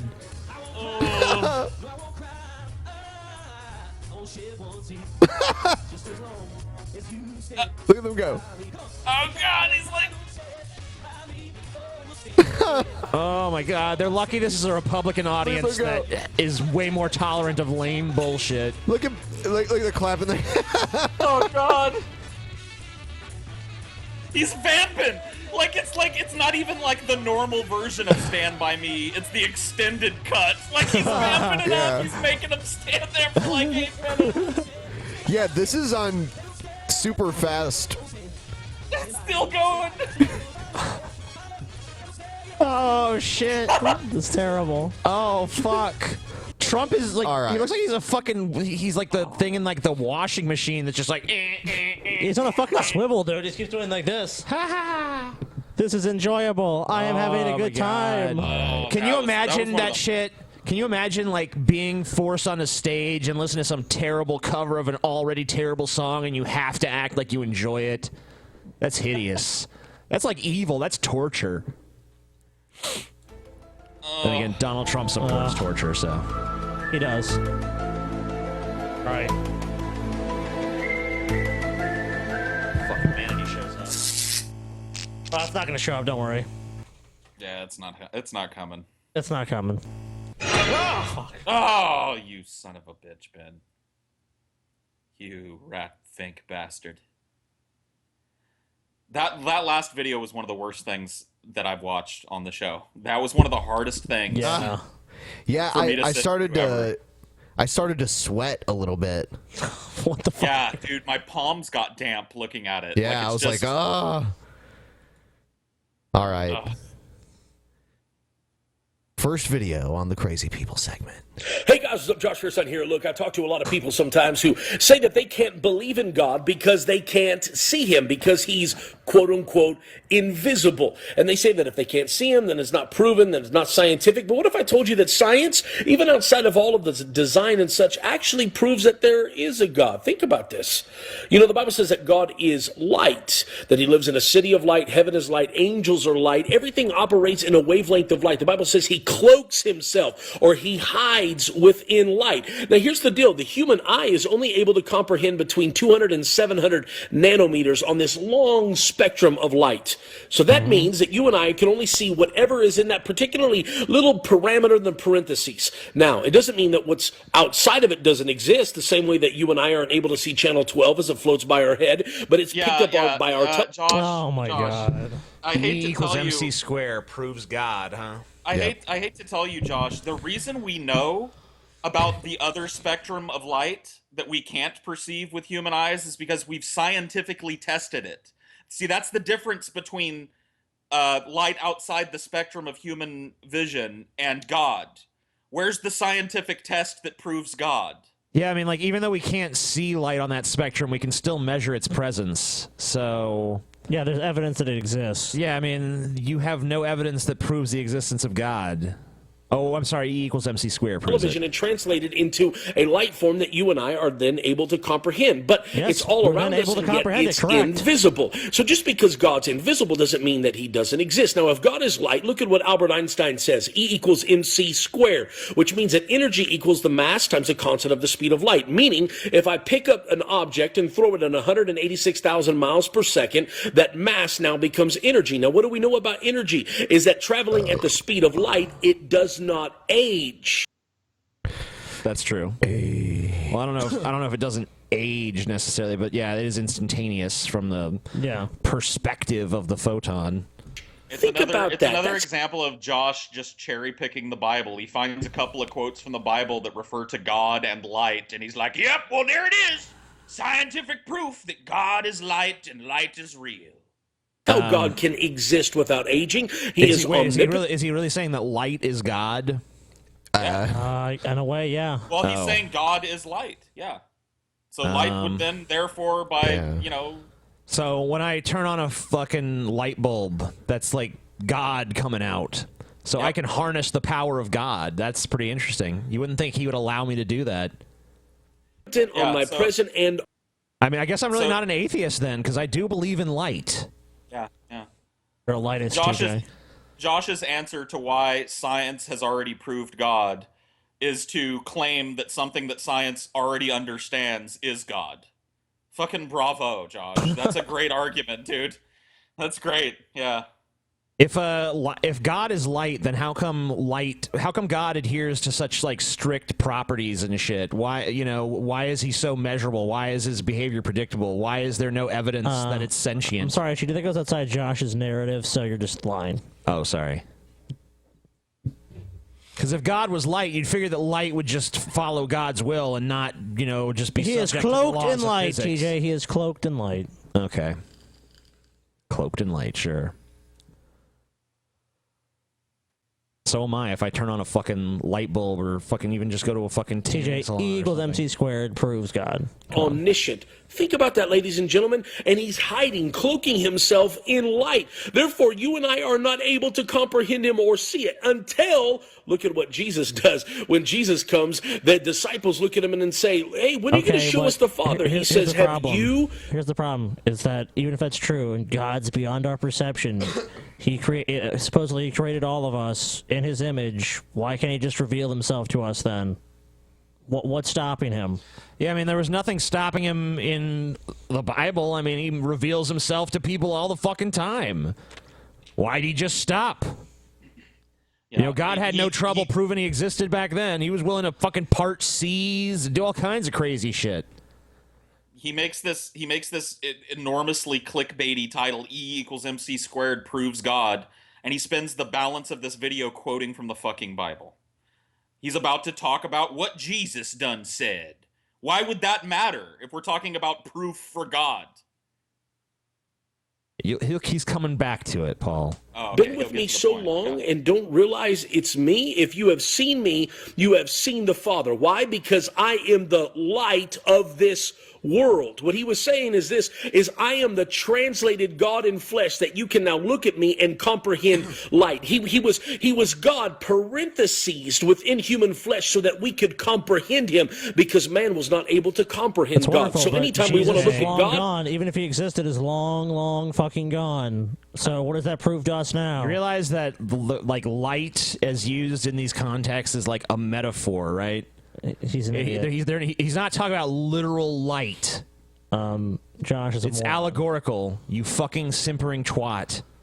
Oh, and remember, TJ, click and share. Oh yeah, of course I will. We've already shared it. At least at the end of the video, he always really shows you his real motivation, which is to make more money and to get people to share his shit. Make me more famous than I should fucking be. Let me go on CNN and defend the ridiculous proposition that Starbucks is anti-Christmas. I'm sorry, I can't hear you. What was that? Just a reminder to everyone, after we go off the air, we will be doing the post show. Scotty's going to tell a rage story about an airplane, and then we're probably going to talk a little bit more about Sodomizer. So check it out. It'll be on SoundCloud probably about a half hour to 45 minutes after we end the live stream. Check it out. The fucking post show, man.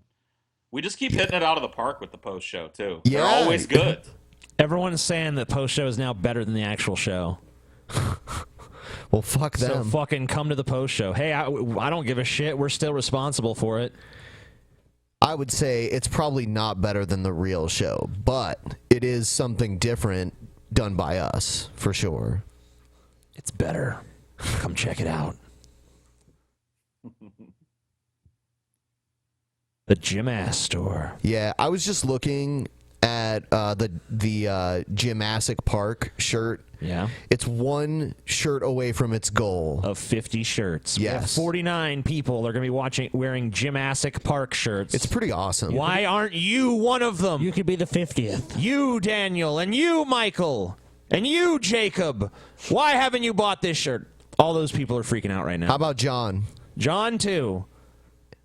Not Kevin, though. I don't want Kevin buying it. No, Kevin, fuck you. Kevin. Fuck you, Kevin, you piece of goddamn trash. Coolsville's at right now. Someone's trying. My name's Kevin. Ah! Coolsville's at 130. Yeah. Nice. What is that when combined with the other one though? Because it's 130 and then another 38, so 68, 168. Yeah. Pretty cool. 168 people wearing your ugly fucking face, Paul. Man. What thinkest thou of that? I made it, Mama. I'm a T-shirt, Mama. It's so beautiful. It's just a badass shirt, dude. It's a badass shirt. I'm sorry. It's fucking awesome. Yeah, it is. It is a pretty awesome shirt. We definitely that want banana more. beard shirt, though. I saw some preliminary sketches of it. Yeah, it's gonna be badass. If it looks as cool as I imagine it looking in my head, it's gonna be fucking awesome. Let's see. Only 2 more of the band Paul to print. So if you want one, get one. It's TJ's right. Yeah. All these fuckers are like, man, we want a band Paul shirt. Well, why aren't you buying it, bitch? I think the whole Well, they're parrot buying thing the other is Paul shirt. personally kind of lame. I think there were better things to put on the goddamn shirt than Like a what? A goddamn fist? parrot. We could put a fist on there. Yeah, the fist. I mean, that would have been better. Like a fist down by the ass on the back of the shirt. Thanks for helping us sell the current band Paul shirt, Paul. Sorry. Piece of I just shit. don't like the parrot meme. It's a band Paul shirt. It's supposed to fucking be embarrassing to you. Yeah, it's supposed to wrestle my jimmies, so it's doing what it's supposed to do. And yeah, but all these anti-Paul people kept saying, like, we want a band Paul shirt. But it looks like the pro-Paul people are beating your guys' ass right now. All you anti-Paul people, make your voice heard. I don't like that. It could have been better. It's a cheaper-looking shirt. It's a cheaper shirt. It's $12. The $20 shirt, pro-Paul shirt, selling better than the $12 anti-Paul shirt. What's going on, y'all? Well, you know, Come on. All you Paul haters, this is your chance. Make your voice heard. Give us your money in the process. Hate the shit out of me. Buy the shirt. All right. I am done with your... What is it?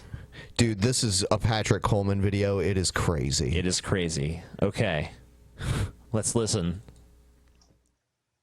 Looking good, Patrick. Okay. Oxaboy. Oxaboy. You came to me through a Ouija board when I was 15 years old. My cousin saw it. Lots of people saw it. And you have served me through many years. But now you're knocking off coffee tables and you're not acting right. Something has gotten into you. You're not serving me. I'm not Eric anymore. So, Oxaboy, goodbye. As one of my spirit guides, goodbye. As one of my spirit guides, goodbye. Goodbye, Oxaboy. Okay, so now eat the sacred ramen. It does look like a bowl of ramen. All right, do you think he's crazy or do you think he's faking it? Because why would he set up a? He's crazy. Why would he do it on camera? He's crazy. He is. I mean, let's remember he does have a background in acting. Okay, that is a fact. That is true. Okay, do you think he has no mental issues of any kind? This is all just an elaborate act. It could be. I mean, it's possible, but do you have any evidence that would suggest that he's not crazy? I would say that he did. I think he did work at the Second City, which is like Mike Myers and other people like that. Yeah, but he could have had the completely over the top issues. The completely over the top nature of these videos. I mean, I don't know.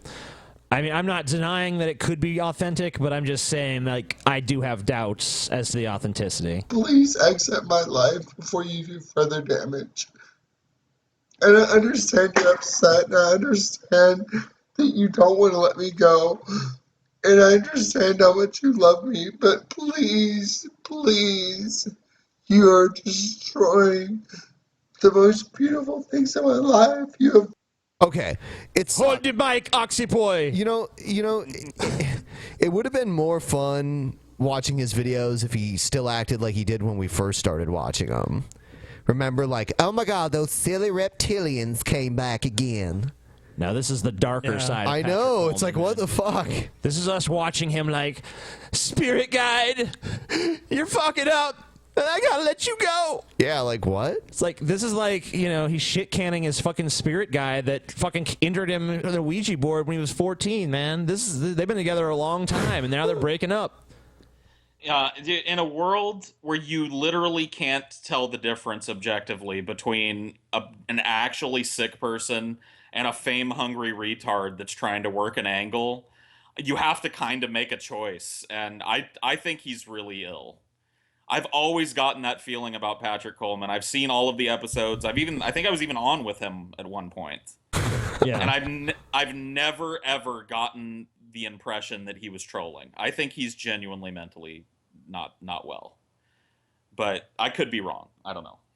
Yeah, that's kind of my feelings. Oxaboy. Poor Oxaboy. Who? Oxaboy, dude. Oxaboy? That's the name of that's the name of his fucking spirit animal, motherfucker. Oh, okay. Oxaboy. That's who he's breaking up with in this video. Gotta let you go, Oxaboy. Oxaboy. Yeah, I mean, there's even a Wikipedia page about him, when he went by his real name. I don't know. It talks about how he was an actor and how he wrote books and stuff like that. And now he's this. Yep. So maybe he did descend into madness. Yeah, because I don't really see somebody that's a semi-successful actor. I mean, the second space is your Second City. The Second City. Second City, yeah. So somebody that's worked there and written books would not willingly turn themselves into this dude that looks like Kurt Cobain a couple of days before he died. Just in April of 2000. Hold on. Fucked. Well, what about this though? What if he fucking his acting career was in the shitter, and then he just decides I'm gonna become a shaman because I've seen a lot of people fucking make money doing this shaman gig. And, this is just him delving further and further into this crazy shaman character. I mean, it's that's designed to bilk people out of money by making them think he has some connection to an otherworldly realm. But I don't know. So this is him. Whoa. Yeah, had like a couple of pseudonyms. He's a gay writer. Recognized name and personality in gay pop culture. Spoke at seminars and everything. Yeah. I don't think that somebody that was once speaking at seminars willfully turns themselves into a blubbering fucking mess on the internet. I don't really see the upswing to that. Like, yeah, man, I'm gonna make, I know this other Patrick Coleman shit ain't really worked out, but this one where I blubber about Oxamama, that one's really gonna be the one that Hollywood sees and picks up on. Like, there's no business strategy to what he's doing. Yeah. You know what I mean? Maybe he's shooting a documentary feature. Broken thought so many things today. And your anger, because you knew this was coming. All right. Oh, okay, moving on. Let's see. Oh, TJ, you're going to love this. Hey guys, sorry it's been a little while. I had a cold. Some things got in the way, shit. but I'm here again. Hey. And it's interesting that. Do you notice that? YouTube, at first, I didn't really recognize him. I thought that, like, for the first split second you put it on, I thought it was the Why Be an Atheist guy again. Oh, damn. They do kind of have a similar look to him. I just thought, did the Why Be an Atheist guy get glasses? Oh no, it's Ryan Whiny. First reaction is Haven't to seen him apologize forever. for not making a video. Yeah, we it's have fine. this intrinsic belief It's okay, that no one we missed him. owe It's good. something to our audience. And it's something really strange to think about. What transaction am I making here? Yeah. And that's really what YouTube has become for a lot of people, especially people who I make can money. clear It's it a up for you, transaction. Ryan. I can clear up what kind of transaction you're making. You're uploading unwatchable shit to the internet and getting very little response. There's the transaction that you're making, Ryan. Cleared up the big befuddling mess for you. You fucking saved him some time and effort. Of course, I studied economics, and that makes sense in a lot of ways. The product you make is content which can be watched, and you put ads on it so you make money, right? That's how almost all entertainment in the United States works. Yeah. But that's not really, YouTube but was not okay. made. In a general sense of, like, making content and selling Well, ad space. there's a lot of ways that people make. Well, I mean, ad space isn't necessarily the best way to market your content. So Ryan Wiley is making this video because he's frustrated that YouTube has to be about money. Yeah. I mean, don't worry, for you, it never will be. As if his dream came true and Anita Sarkeesian called him up and was like, Ryan, not only do I want you, but I want you to be the head of Feminist Frequency. He'd be turning down the money to speak at places and shit. Dude, if by some weird stretch there was like a market of people that just, they loved this kind of shit and it just hasn't been discovered yet, but then they find him and he catches on like wildfire and he has, 300,000, 400,000 people watching every video he puts out, I guarantee you that then for him, YouTube will be about the money. Asking you, why is YouTube all about the money? That's really just him being like, I can't make any money on YouTube, so that's bullshit that it's even about that. Well, if you want people to make content that you like full time, what are they supposed to do? They're supposed to have a job and then have YouTube videos that are not monetized? Like, why would they not monetize them?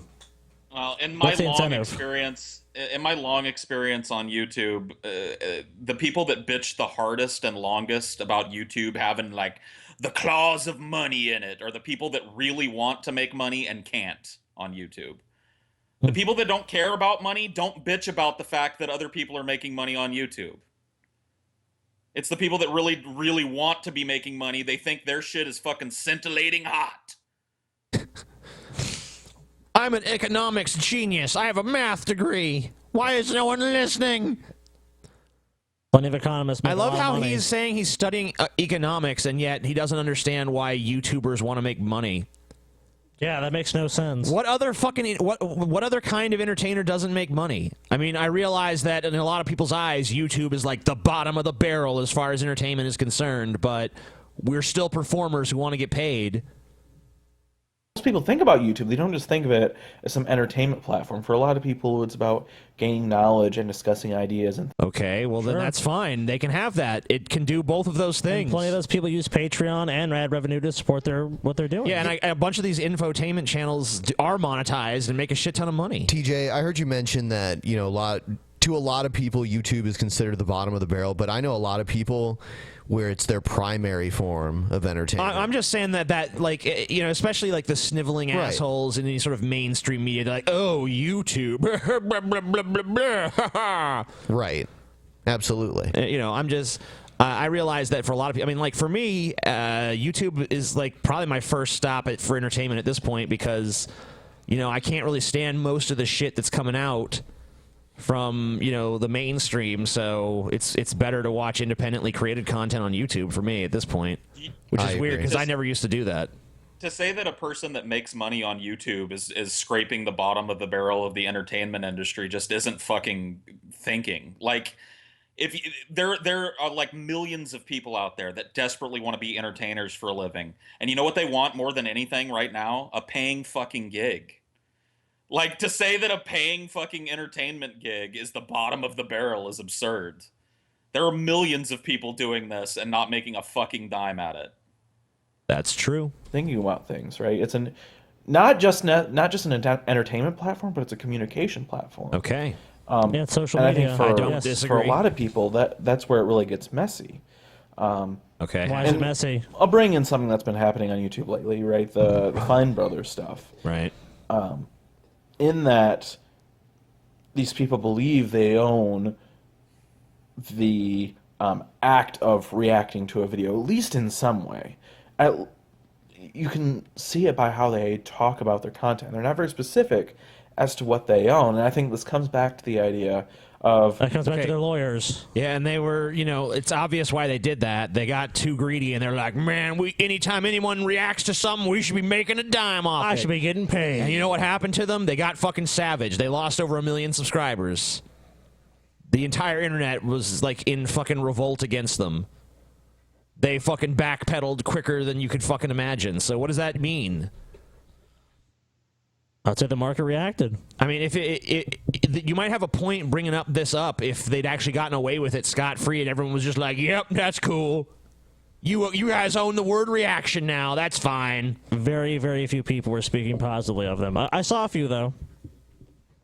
The problems in YouTube, that there really is no community, and that everything turns into a money-making scheme if you let it. And I think looking to what I've done... and now that I'm in a much more stable financial spot... that's actually been encouraged by YouTube. When Google bought YouTube, it was not profitable, and they want to make it profitable. How do they do that? They have to sell advertising. That's what Google's main business model is. I don't need these videos to make me any money. I'm pretty comfortable now. Don't monetize them, then. You don't have to. But we still have... I mean, like, the thing that just, like, reeks of insincerity is, like, let's discuss... the fact that it's not that you've made the choice not to make money on YouTube. You don't have the fucking ability to do so.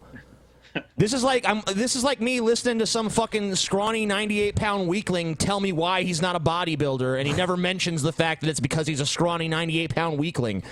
Dude, I don't want to be a bodybuilder because, a lot of women don't like that kind of physique, and, you just don't have the ability to do it. I mean, you're basically just being like, oh, them sour grapes anyway, because I can't reach them. That's basically it exactly.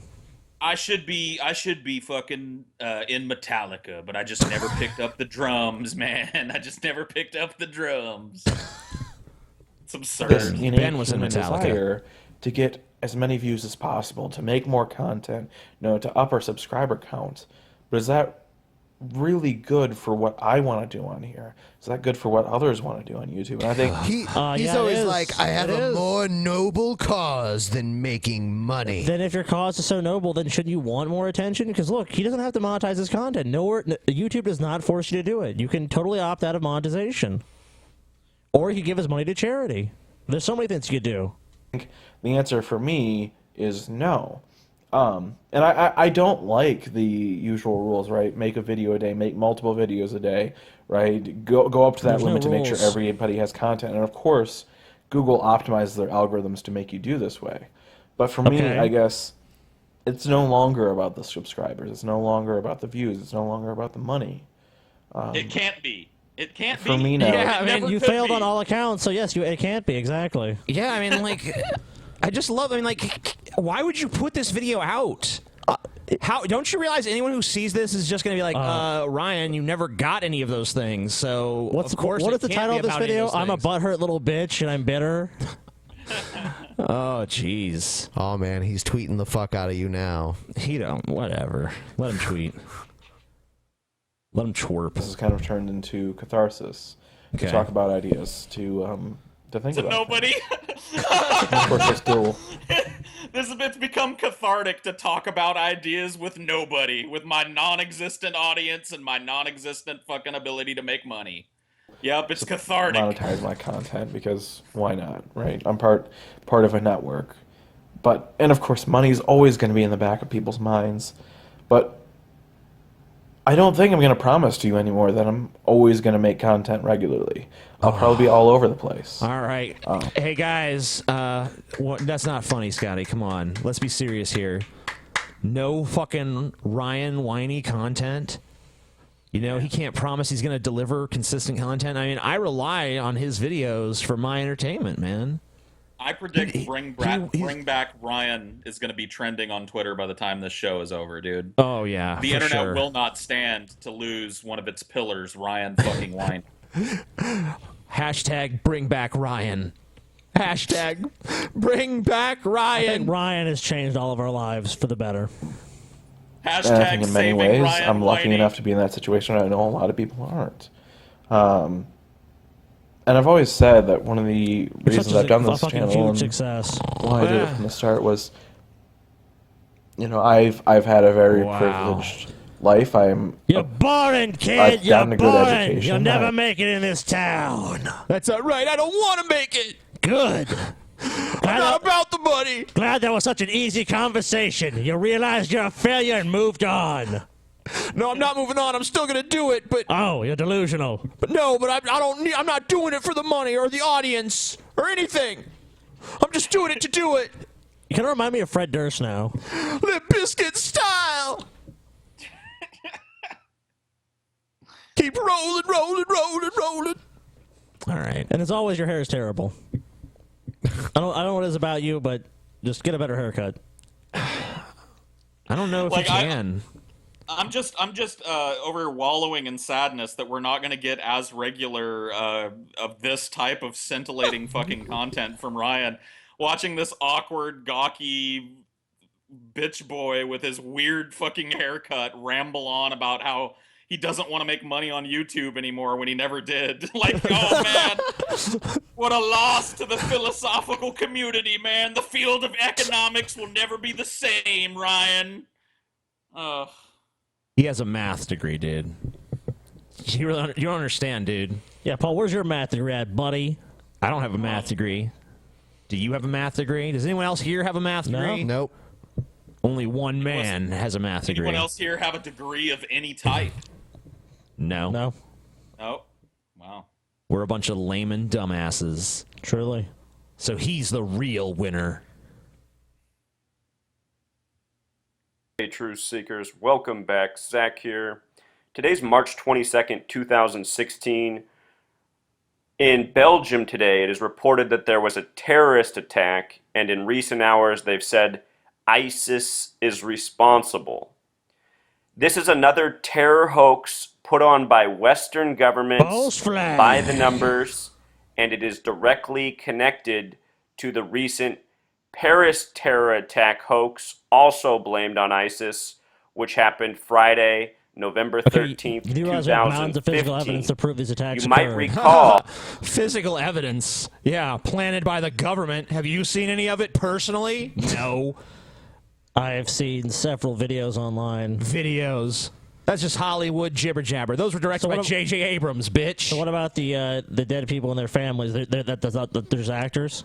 Actors, crisis actors. Yep. So what about when this happens in like countries like, let's say, like Nigeria? Those are also actors there too. So it's like an international Illuminati, first world order conspiracy that they just do it in all these different countries. The terrorism doesn't even actually exist. It's just made up by governments to control about people. Wars? Do wars exist? No. They That don't. after that There's no attack, real violence. there was a major terror threat in Belgium, and they locked down the city. Major patrols, major security. Also, in recent days, they supposedly arrested one of the people responsible for the terror in Belgium. Belgium, if you're not aware, is known as the battleground of Europe. It earned that nickname in World War I and World War II. The greatest loss of life happened in that nation. I guess wars are real. Sorry. Okay. I was mistaken.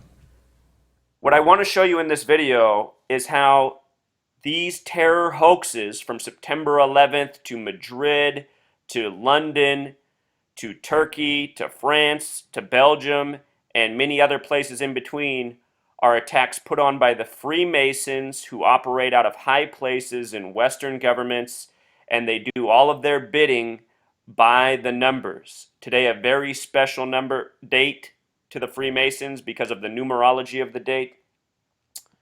You know what we should do to this guy? That would be a good thing. You know they have scenes in movies where they have a bunch of people holding like sticks and clubs and stuff. Let's just take all the people that have been affected by these terrorist attacks and he has to run down a line. They all get this one whack each. I say we just drop them off in an ISIS camp and be like, you said they ain't real, here you go. It's fake. You'll be fine. They probably just want to shake your hand. Yeah, they're all actors. You'll be okay. God, is he gonna do more of this numerology shit where he's like, happened on the 22nd of March 2016. Numerologically speaking, that's 42. The small way, though. The short way. Like, what? Don't worry, dude. Let's go through it. Yeah, let's go through This it. morning, CNN had this headline up. Terror in Belgium. Right. They've now updated it with this. ISIS claims Belgium attacks. Before they were saying they weren't sure who was responsible. But we get the predictable ISIS. And don't forget, we get the predictable ISIS. It's predictable because ISIS is known for doing this kind of shit. You know who isn't known for doing this kind of shit? The fucking Freemasons. Well, not to mention the title is updated because it's more accurate. But, you know, you could have predicted what they were going to do. It's so obviously scripted. You knew it was going to be ISIS. It's not even well written. Should have made it someone else. ISIS was a code name used for Israel's Mossad for many years, and likely still is. Israel Secret Intelligence Service, ISIS. I see. After September 11th, wow, yeah, that's what it really stands for. it was the Prime Minister of Israel and former Defense Minister Ehud Barak who went on the BBC before going on U.S. media and saying the same thing. Yeah, and they left this really obscure trail of breadcrumbs that only people as smart as you could follow. Because that way they can yeah, why would they leave the breadcrumbs? Because if you know about it, then you know they have the distinct advantage of you know, stuff. That's why they gotta brag. Well, it's subliminal messages, remember? Oh, yeah. That in response to 9/11, the United States needed... Why is Israeli Secret Intelligence Service, like, any better fitting than Islamic State in Iraq and Syria? Like, what ISIS really stands for? Like, why is just claiming that it stands for something else supposed to convince people? 'Cause, dude, it just should. Just like my name is TJ, and that could stand for Thomas James, my first and middle name, but it also could stand for the Joker. Or terrorist jihad. Yeah. Whoa, whoa, whoa. It could stand for anything. You cracked the code, Scotty. Terminal jaundice. Yeah. Well. Anything. So therefore, it's all of those things. to declare a war on terrorism, right? Specifying Middle Eastern Islamic fundamentalists. I can't tell you, dude, but this has been going on for a long Israel, time. ISIS, according to their history books written by the Freemasons. War on terror, Western governments. Mm-hmm. These are the real terrorists of the world, not Right. these false boogeymen such as Al-Qaeda and ISIS, which are made up. All right, let's go through the headlines. Terror in Belgium. A nuclear power plant in eastern Belgium has been evacuated, aside from essential staff, under an order from Belgian authorities. ISIS claims responsibility for multiple terror attacks in Brussels. Deja vu from November 13th. Initially, they said 34 people were killed. The word murder has a gematria of 34. If you've never There it been to is. my channel before, I show how the mainstream Oh, media God. and our governments use the language of gematria, which is the practice of coding numbers into words. Oh, And by you're learning so this delusional, language, you can dude. see through propaganda Get some in serious fucking record mental time. help.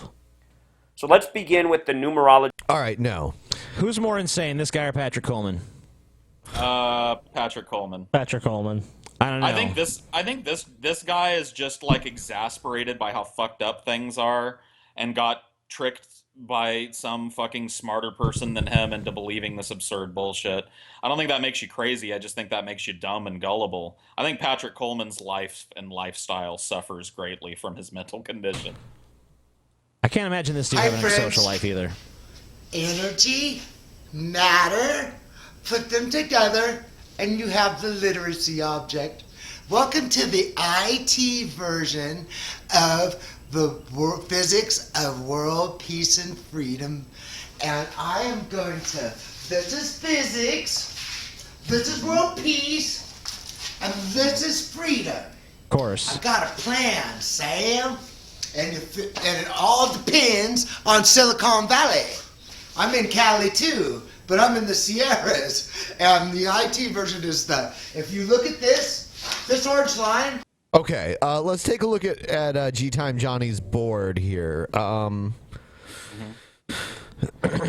Okay, so human concepts, G60, G-Time, reset native, baby mommy, meat, glimmers tech, target market, tech age, native servers spelled with a $sign.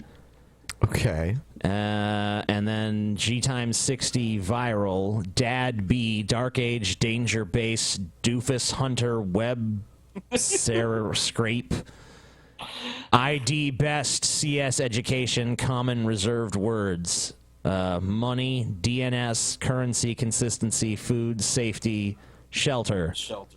Yeah. Historic times. Johnny, this new thing where you're writing shit on a board, it's not helping me translate for you, dude. This is not helping me make your insane ramblings seem like they have some sort of meaning. Yeah, this is something, man. Represents everyone in humanity. Everybody alive today.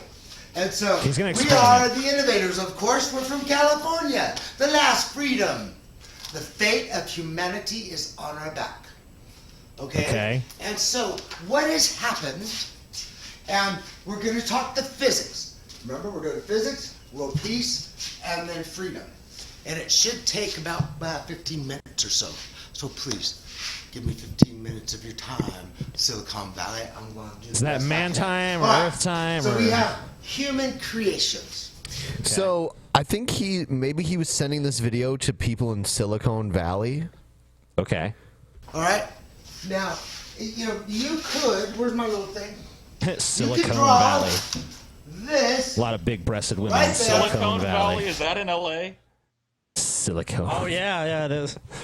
Ben said Silicon Valley, dude. Oh shit. Yeah. Sorry. Silicon Valley. But Silicon Valley. Silicon sounds Valley, nice. yeah. I want to go there. Let's go to Silicon Valley. Sounds better than Silicon Valley. I could just see people making memes of Silicon Valley. Yeah, dude. Dude, we need a Ben Silicon Valley shirt immediately. There needs to be huge tits all over it. Just Ben, like, trying to squeeze his way down a hallway made entirely of giant fake tits. And just being squeezed from every A angle, hallway dude. of fake tits. Okay. Yeah, dude, the Silicon Valley, dude. Shit. Okay, human concepts. I'm following so far. What you got? Make a better word. Whatever. If you put energy there. Right. Put energy. What Identity, energy? behavior, state. It's a computer science object. Came from Alan Kay. Move your finger and model OOP. It is energy, messaging, external memory, biology. E equals mc squared right there too. But see what happened is. So God is there. Humanity came up with its whole new object all by itself. We have our own biology represented by this. But see the problem is that the concept. It's a new Earth element, never before seen on Earth. Can you E equals mc squared America? No. How about Can you equal? What is he talking about? Paul, help us out. Okay, so what I'm getting from this is that Johnny is saying that we've introduced this dangerous idea. The reason he used burqa, religion. He's saying that did not come from science.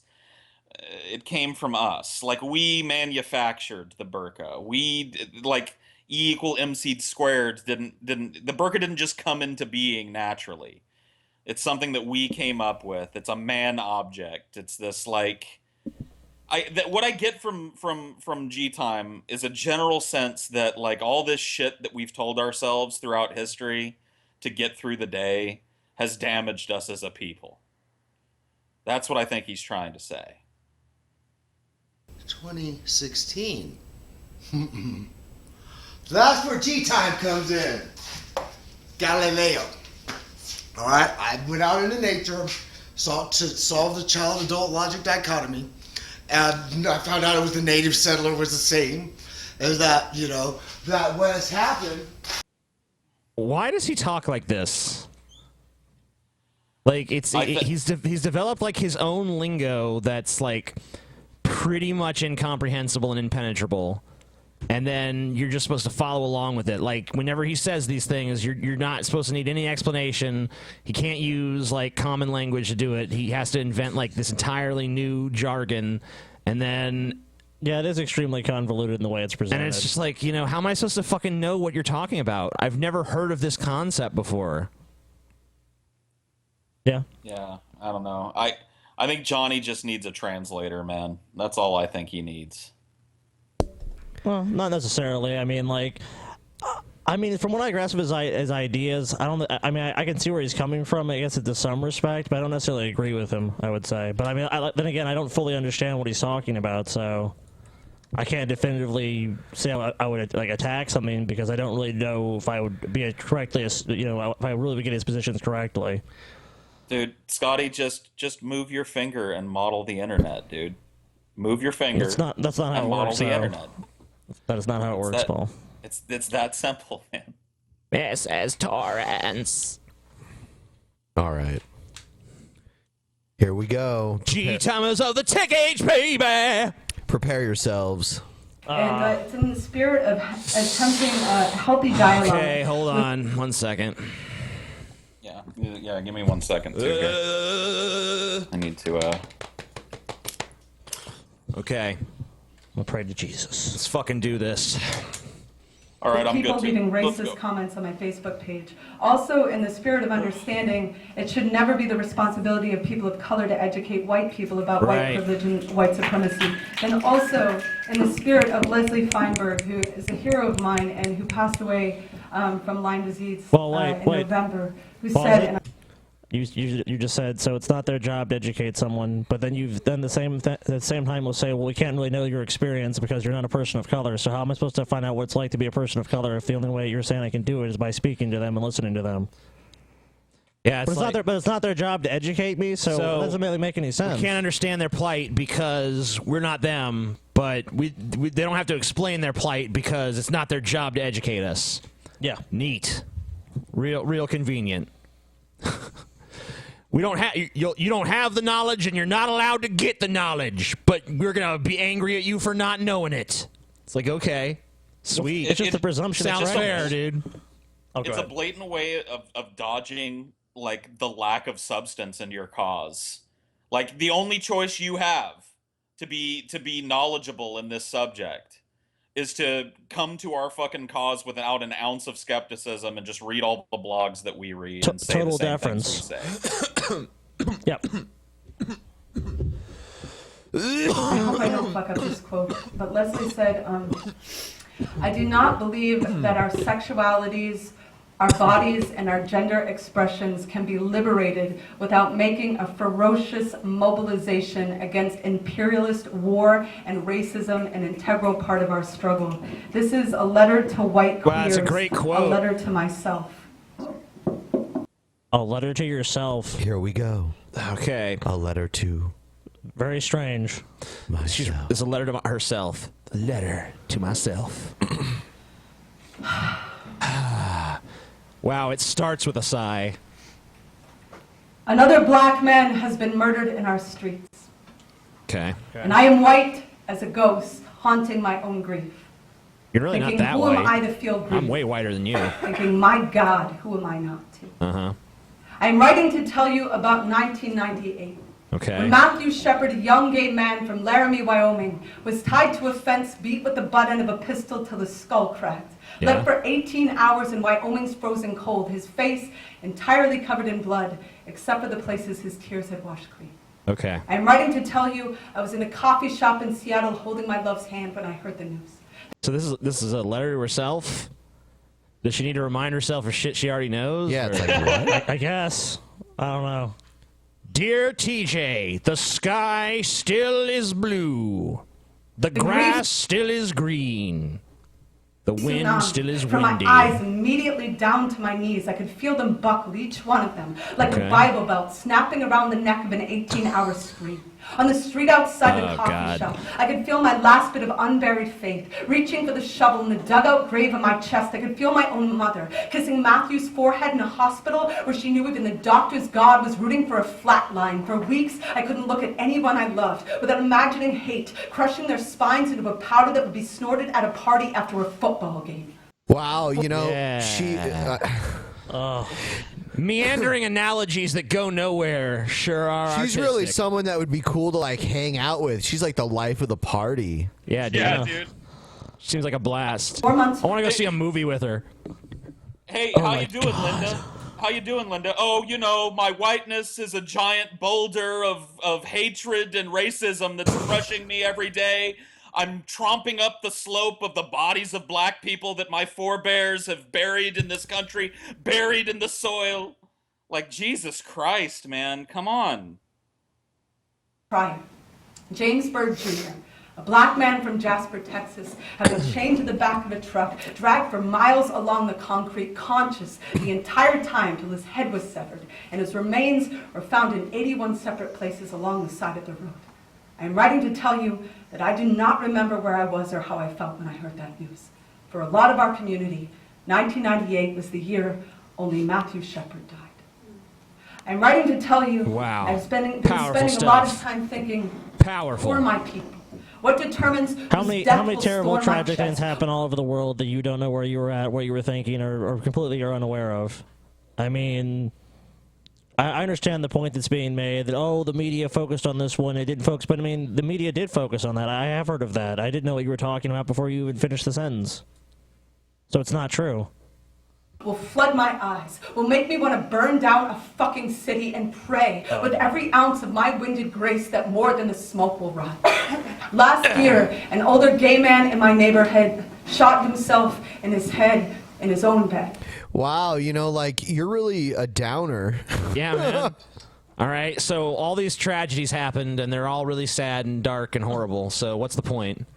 What are you bringing this all up for? After his family refused to attend the funeral, refused to collect his belongings from the home, the mattress was hosed off, tossed in the backyard, and his house was foreclosed. I heard a rumor that the house was going to sell for an incredible deal. I immediately imagined flocks of straight people going on and on about how his grave would look fabulous with a granite countertop. I kept picturing the holiday party they would throw in the bargain of his unlivable pain. His life. He's dead. Hold on, it's not his grave, okay? It's the house he shot himself in. Yeah, and he's dead and no longer needs the house. What should happen to the house? Like, it should. No one's ever allowed to live here again, especially not if they're straight. That's disgusting. This is now a shelter for gay orphans. It's like, what? Yeah. The house you croaked in does not automatically become a fucking national monument. Like, it doesn't work that way. It does if you're gay, Paul. Nothing but a stain to them. Nothing but something to scrub under the rug in the new nursery. I'm sure that the stain will be removed before they move in. Yeah. Yeah, not a very good selling point to leave the stain there. Yeah, you know, that's the stain where the gay dude shot himself in the face. I don't know if you guys want to. We kept it there because we weren't sure if you'd want it or not. You know, we didn't want to piss on his grave, you know, by cleaning up his brains off the wall. So, you know, we just left it. Hope you don't mind. I had walked by his house for weeks, imagining an SUV full of soccer cleats running back and forth over his ghost in the driveway. I had been up all night, picturing what I would say to whatever thief would have the audacity to rip up his garden and plant Bermuda grass when I finally said to my friend, you know... So you're literally gonna hold a grudge against someone who dares move into this house? Yeah, what if they don't even know about that? How dare they defile the house that this dude lived in by daring to live there after he no longer needs it because he's dead? I mean, what the fuck are you talking about? Yeah, it's not like they came in and murdered him and took his house. Yeah, you know, it's like he died. His house reverted to whoever fucking owned it, maybe the bank, or maybe it was inherited, or whatever, I don't know, but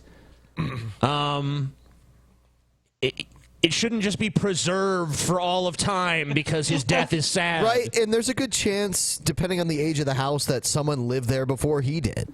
Yeah, maybe someone else died there. Maybe he was walking on their ghost. Yeah, their ghost doesn't matter, though, because they weren't black or gay. Oh, yeah, you're right. How the fuck do they know?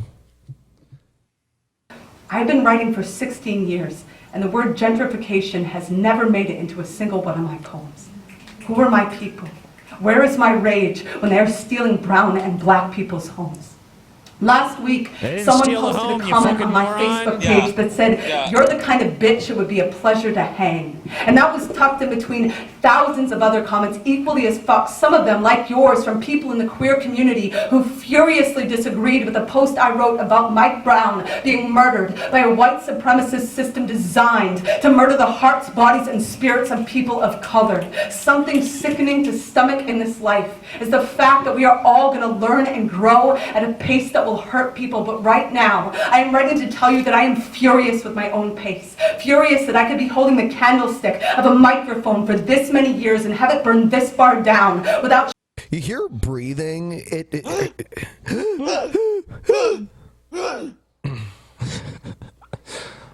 And it's like the audacity of those to disagree with me. She's so dramatic, dude. Oh, this is over the top.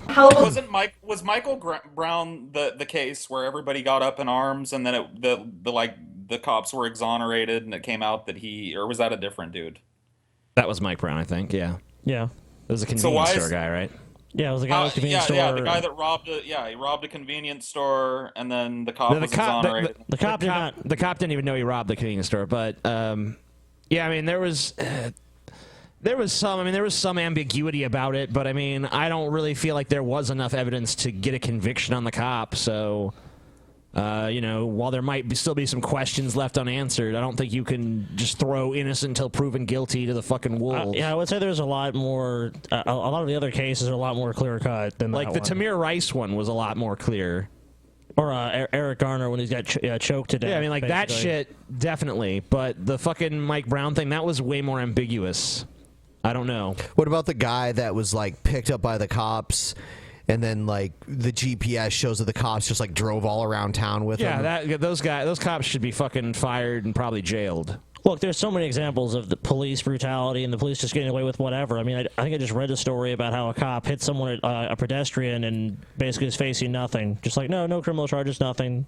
The pedestrian had the right of way, the cop hit them, and they're just like, oh, they're a cop, so they get away with it.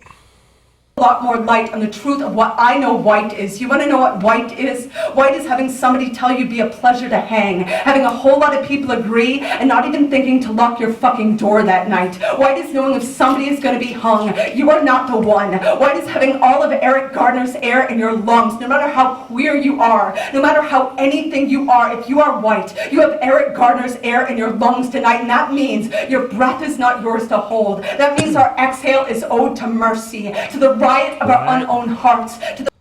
This is overly dramatic nonsense. What does that mean? I have his air in my lungs, so I'm stealing his air. Yeah. I don't. He's dead because of you, TJ. We all sucked his air out as a fucking collective, and that's why he's dead. And he didn't, and now he's dead. That's bullshit. I hope you're fucking proud of yourself. The second we saw he died, we should have died too. Right? It's like we're not even fit to breathe his air. We should have just slit our own throats. Fucking white people. Yep. The promise that who we weep and fight and tear down the fucking sun for will not only be our own faces in the mirror to the knowing that we cannot be married to apathy without wearing the rings of the fucking poplar tree when our country is still lynching and Hold on. We can't be married to agony without wearing the rings of the poplar tree? What does that mean? I mean, like, you never even went out of your way to make it rhyme up until then, but then all of a sudden you're gonna really reach for a rhyme? I mean, what the shit? That was hideous. That was like a throwaway rap verse or some shit. The rings of the poplar tree. She's talking about strange fruit, the bodies hanging, and so the rings of the poplar tree would be the nooses. Yeah. I see. I didn't get the reference. But it was still a stretch. Yeah. Calling the hung body shade when our country is right now rolling a red carpet from the blood that pours, and people are dying for us to notice our footsteps are red. It's like every other day you hear about a new lynching. Oh wait, no you don't. Silence is not a plastic gun. It is fully loaded. It has lethal aim. It is 1998, and James Byrd Jr. is not yet dead. He is walking from a party towards his house on the other side of town. And you and I are somewhere. We are somewhere, pouring what we will pour into the cups of our hearts, spilling what we will spill into the screamed, open earth. So we're all complicit. We're all complicit. We're all complicit. We should all be agonizing over every fucking person that's murdered in this country. Only the black ones, though. And the gay ones. Don't bother agonizing. Oh, yeah, and the gay ones. Straight white. And if it's a gay black one, holy shit. You better really agonize. The female ones, too. Yes, of course. If it's a straight white male, though, we don't, who fucking... We got enough of those fucking assholes running around, that's for sure. We don't need no more of them. They really suck. Hate those white motherfuckers. Disgust me. Oh, Jesus. Oh, God. Where the fuck does he get this music from? What the fuck? I want to acknowledge a tension that exists between the subject of this video and the fact that Your intro needs a tuba. Get a hope, hope, hope, hope. Oh my God, Steve, run! Dude, I am making this video because the subject of this video is yielding the floor to someone else in a political discussion, let's say, and the importance of being willing to yield the floor to someone else and recognizing when the best thing... So wait a minute. Steve Shives, the king of not letting anyone else speak to him, is talking about the importance of yielding the floor to others. You know what he's going to say. We need to yield to feminists and SJWs and people like that. That's what he's going to say. Okay. You women can do to further your goals or to further your side of an argument or your side of a discussion is to just not say anything and to give whatever platform you have or whatever audience you have over to someone else. Is he gonna give this video over to his like fucking bitch wife or something? You're such a whip dog, Steve. Sometimes you gotta just like, you know, sometimes when you want to accomplish what you want to accomplish, you just gotta be silent and let someone else do all the work. Even though I think his content is deplorable, like, look, people are subscribed to you. You don't just say, okay, hoorah, now that my channel belongs to a person of color because I feel I need to give them a platform. That doesn't make any sense. Like, they would subscribe to that person if they wanted to watch them. Every time we pause Steve Shives, it looks like he's just had the realization of how stupid the previous thing he just said was. I know. Like he just finished saying, like, if you got something to say, sometimes the best thing to do is to give somebody else your platform and let them say what they gotta say. To me, he just has the sad eyes of a whipped dog. Look at him, dude. Yes, there's. Look at it. Look at all those furrows in his fucking brow, man. Jesus, you're turning into Emperor Palpatine. You look like, I mean, like, she's sucking away your life energy, dude. Look at you. She's fucking look at you. You know what? We're talking about puppets. This guy's a fucking puppet. Who is better equipped to speak on this subject. This is a skill that, unfortunately, a lot of people who sort of fall into many of the categories that I fall into, white folks, cis folks, hetero folks, men, we have a lot of trouble getting our heads around the idea. You're self-loathing. You don't get anything. You're stupid. Yeah, we get it. That there are times when it's best for us to not say anything. Right. And it's even better if, in addition to not saying anything, if we can hand our microphone to someone else. The inspiration for this video... And no R. The problem that I have with Steve Shives' fucking philosophy is not that it's stupid and ignorant. It's that he tries to include me. White, I hate the fucking term cis, male. We should. No, maybe that's best for you, Steve. Maybe it's time for you to step aside and give your platform to your wife. I think he which already is basically has. what you've done anyway. Yeah. Just She's let just her like- take center stage, man. She's Frank Oz, he's Yoda. As for me, though, I'm going to keep saying whatever the fuck I want to say about whatever the fuck I want to say about it, and I'm going to let everybody else do the same.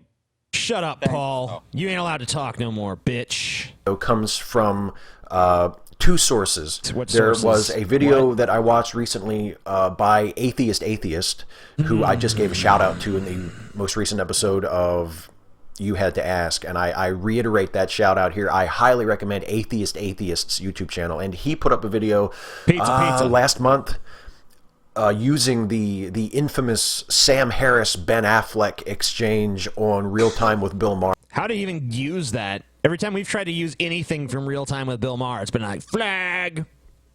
Last year as sort of a jumping off point to talk about the perils of criticizing a community when you yourself are not a member of that community.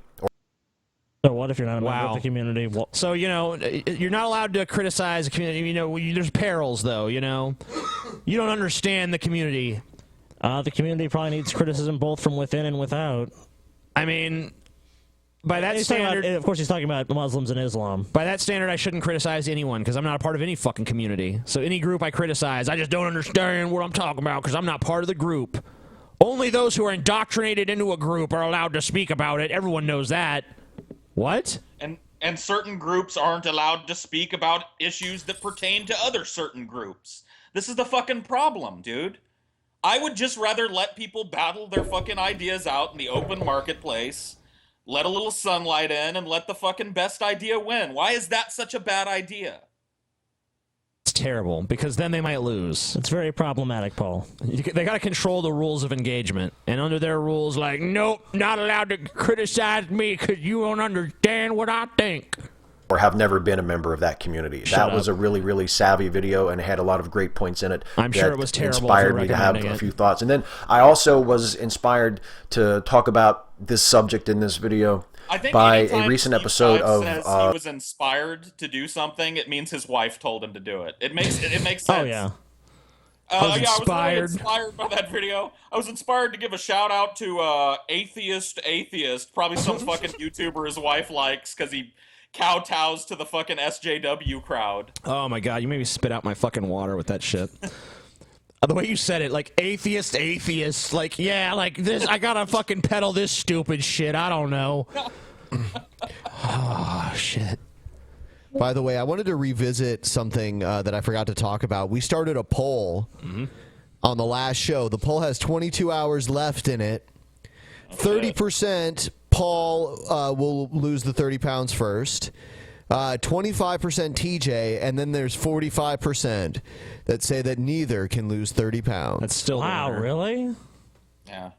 And like most polls, the worst option wins the day. Yeah. Like, one of us is going to lose 30 pounds, retards. It's going to happen. Yeah, the beards are on the line here. I was with TJ. Like, the last show, he said we shouldn't even have included the fucking third option. Just which one do you think's going to do it first? Because the third option ain't happening. Somebody's losing 30 pounds. I'll tell you why. I'll tell you why. Because if I put in an option that the assholes of the world can choose, then they won't do what they can to make it a perfect 50-50 like I always fucking see. Oh, well, you know what I mean? I guess, yeah. They like rig the poll to make it 50-50 all the time. Those jerk-offs. Yeah, those fucks. Cocksuckers. Those bitches. Well, don't make the third option attractive to them. Make the third option like, I'm a fucking faggot. That would probably win, though. Yeah, Paul. Yeah, it's got 1,600 votes. That's pretty good. So go to the drunk. If you guys want to vote in the poll, just say who you think is going to win. No, you know what? I honestly think that there are people that think that you guys are so fucking lazy that you can't lose 30 pounds. I mean, their beards are on the line. That they think you have like little to no willpower. Yeah. Well, they're right about that. Know, but I got enough willpower to lose 30 pounds, man. Paul. Yeah, we're gonna see him again soon. Oh shit! You to think that I have no stake in losing this weight, and then I'm just gonna go, oh fuck it, let's go get a gallon of ice cream and binge watch Orange is the New Black. It ain't gonna happen. I'm eating chicken breasts, man. Broccoli. Do you guys want to go and do the post show? Yeah, let's do it. In the post show. All right. I can't watch Good any night, more YouTube. Steve fucking Shives. All right, if you enjoyed this video, give it a thumbs up. Join us in the post show. We'll be talking about Tommy Sotomayor. And some Scotty rage, too. Yep, and Good Scotty's night. going to tell his little rage quit story. Good night. Good night, Wasn't a rage quit. You're stupid, TJ. I don't care.